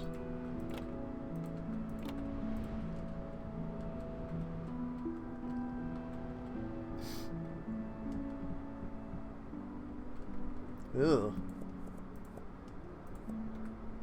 Maybe I'll buy a couple more. Oh, I was not on Sprint. Thought I was, but I was not. Am I even selling freaking the jagged shivs?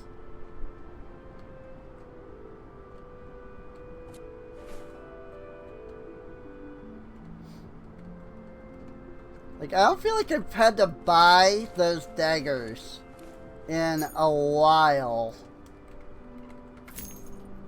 Oh, all 3 of these people are in line for my register.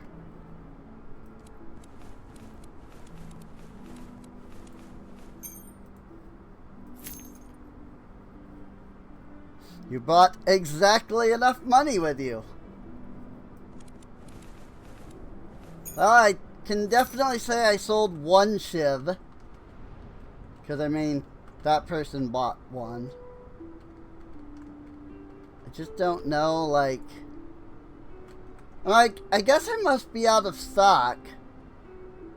I have 9 and I have 8. So if I didn't... Like, if I had any more waiting... like, one of the wisps would have filled that. So, I don't know.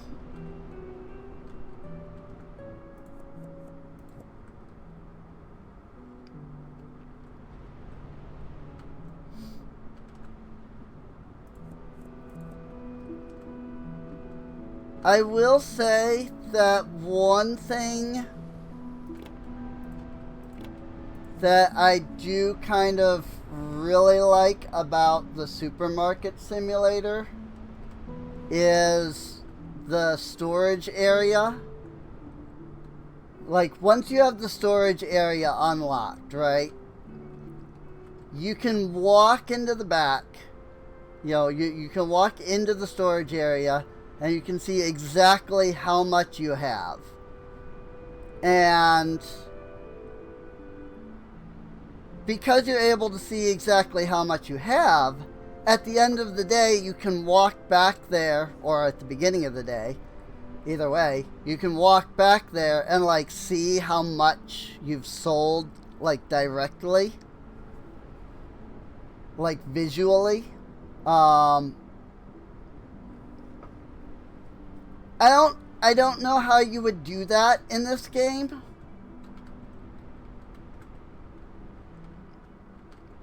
But having Dyscalculia, a visual, like, marker of how much stock I have, is, like, so much more helpful for me. You know, as opposed to just, like, numbers, like here. You know? Like, I don't know how much 162 blue sky stars is. I don't know how much 20 chromaflux is. You know? But if I could see a crate, and I could see, okay, I have 3 crates, then now I know. Like, I have 3 crates worth. And then I go back the next night, or, you know, at the beginning of the day, or whenever. In this game, I'd probably do it at night. You know, I'd go over and look, and I'd be able to see, like, okay, I'm down to 1 crate. So that immediately tells me, like, I sold 2 crates. And now I know how much I sold. When I'm like, okay, I have 20. I don't know how much I started with. And even if I did know how much I started with, I would have to take a lot of time to figure out the mathematics to determine how much I have. Whereas, you know, with a storage area, I can just, boom. I know how much I sold. I know how much I have. Again, I have no idea how you would do that in this game. But, you know, I don't know if Maverick actually watches any of the streams that I do. He does, like, a lot of people are streaming this, so I really don't think he could sit down and watch everybody's. And, like, I don't blame him. That's a lot of watching. Especially when you also have to be working, you know? Like, that's why it's, like, the best to just drop something in the feedback in the server. As opposed to what I'm doing, which is sitting here saying, like, hey, maybe you should do this. Like, in a video, instead of, you know, leaving the feedback on the Discord. But I also have already left quite a bit of feedback in the Discord. So, like, I think, you know, I don't want to be too annoying. You know, I don't want to be like, make this game specifically for me, you know. So, but that's also probably just like a personal self-esteem thing. I bet if I were to, like, say that, you know, Maverick would be like, oh, no problem. You know, because like, oh, that's actually, you know, like all these ideas are actually really great. And I'm just saying, you know, like, but I don't want to, you know. Anyway, yeah, I'm still enjoying this game. Is what I'm getting at. Like, fun game. Still having just as much fun as when we started.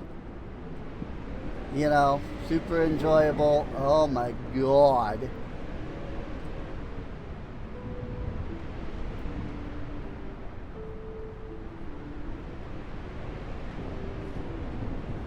Again, that the like brightness of that lightning, just a moment, you know, just that at that moment was just amazing.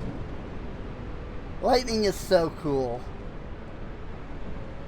Like, again, just the very idea that, like, energy builds up in the cloud, and then it just, like, blasts straight to the ground, you know? Like, it's so cool. Like, it's such a cool thing. Lightning is just one of those things that I love.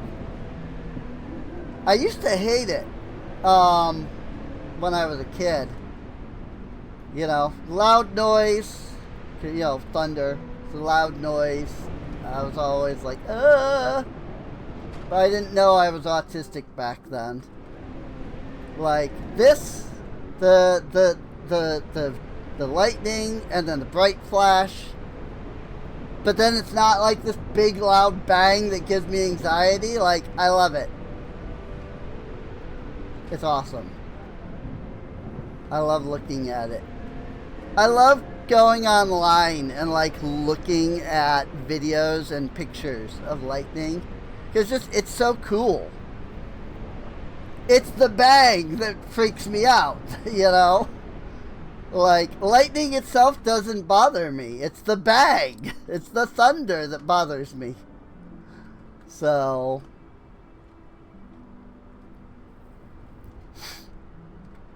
Alright, well, I think we're going to end the day here.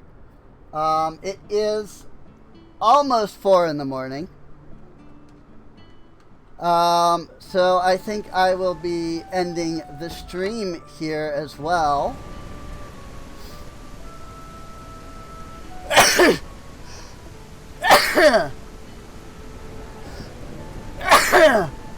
Another rainy day. Oh look, a Titan.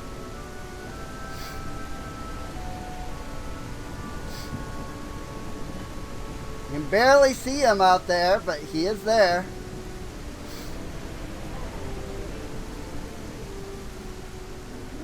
I don't see any, like, special guests anywhere, though.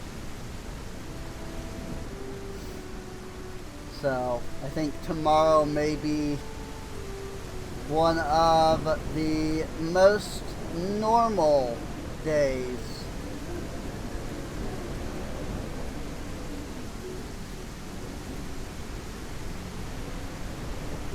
Because there don't appear to be any, like, special guests. But then the Titan is kind of like a special guest, really. Like, he's probably, like, you know, we've got Bear Family and we've got Titan. So, well, I don't know. Because, I mean, we had Ruby, we had the Water Elemental. Well, we'll have the Water Elemental today, too. But we had, like, Ruby, but we also had the, like, floating island. So, I don't know. I don't know the exact specifics of how it works, you know. But I do think this is a good spot to end off at.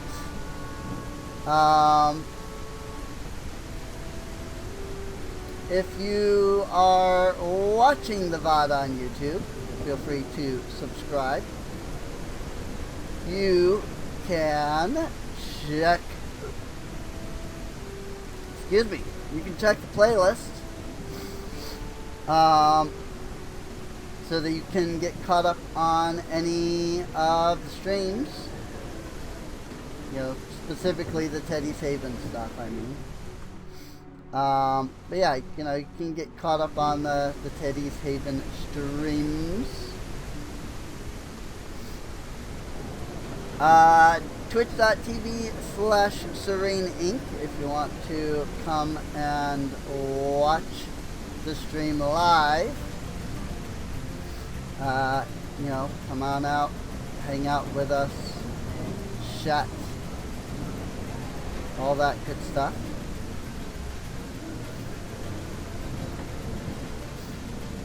I don't know, I'm just wandering because, you know, outroing, so I'm not doing anything specific.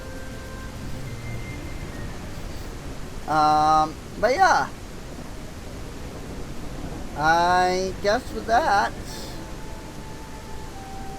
I'll see you all next time. See you later.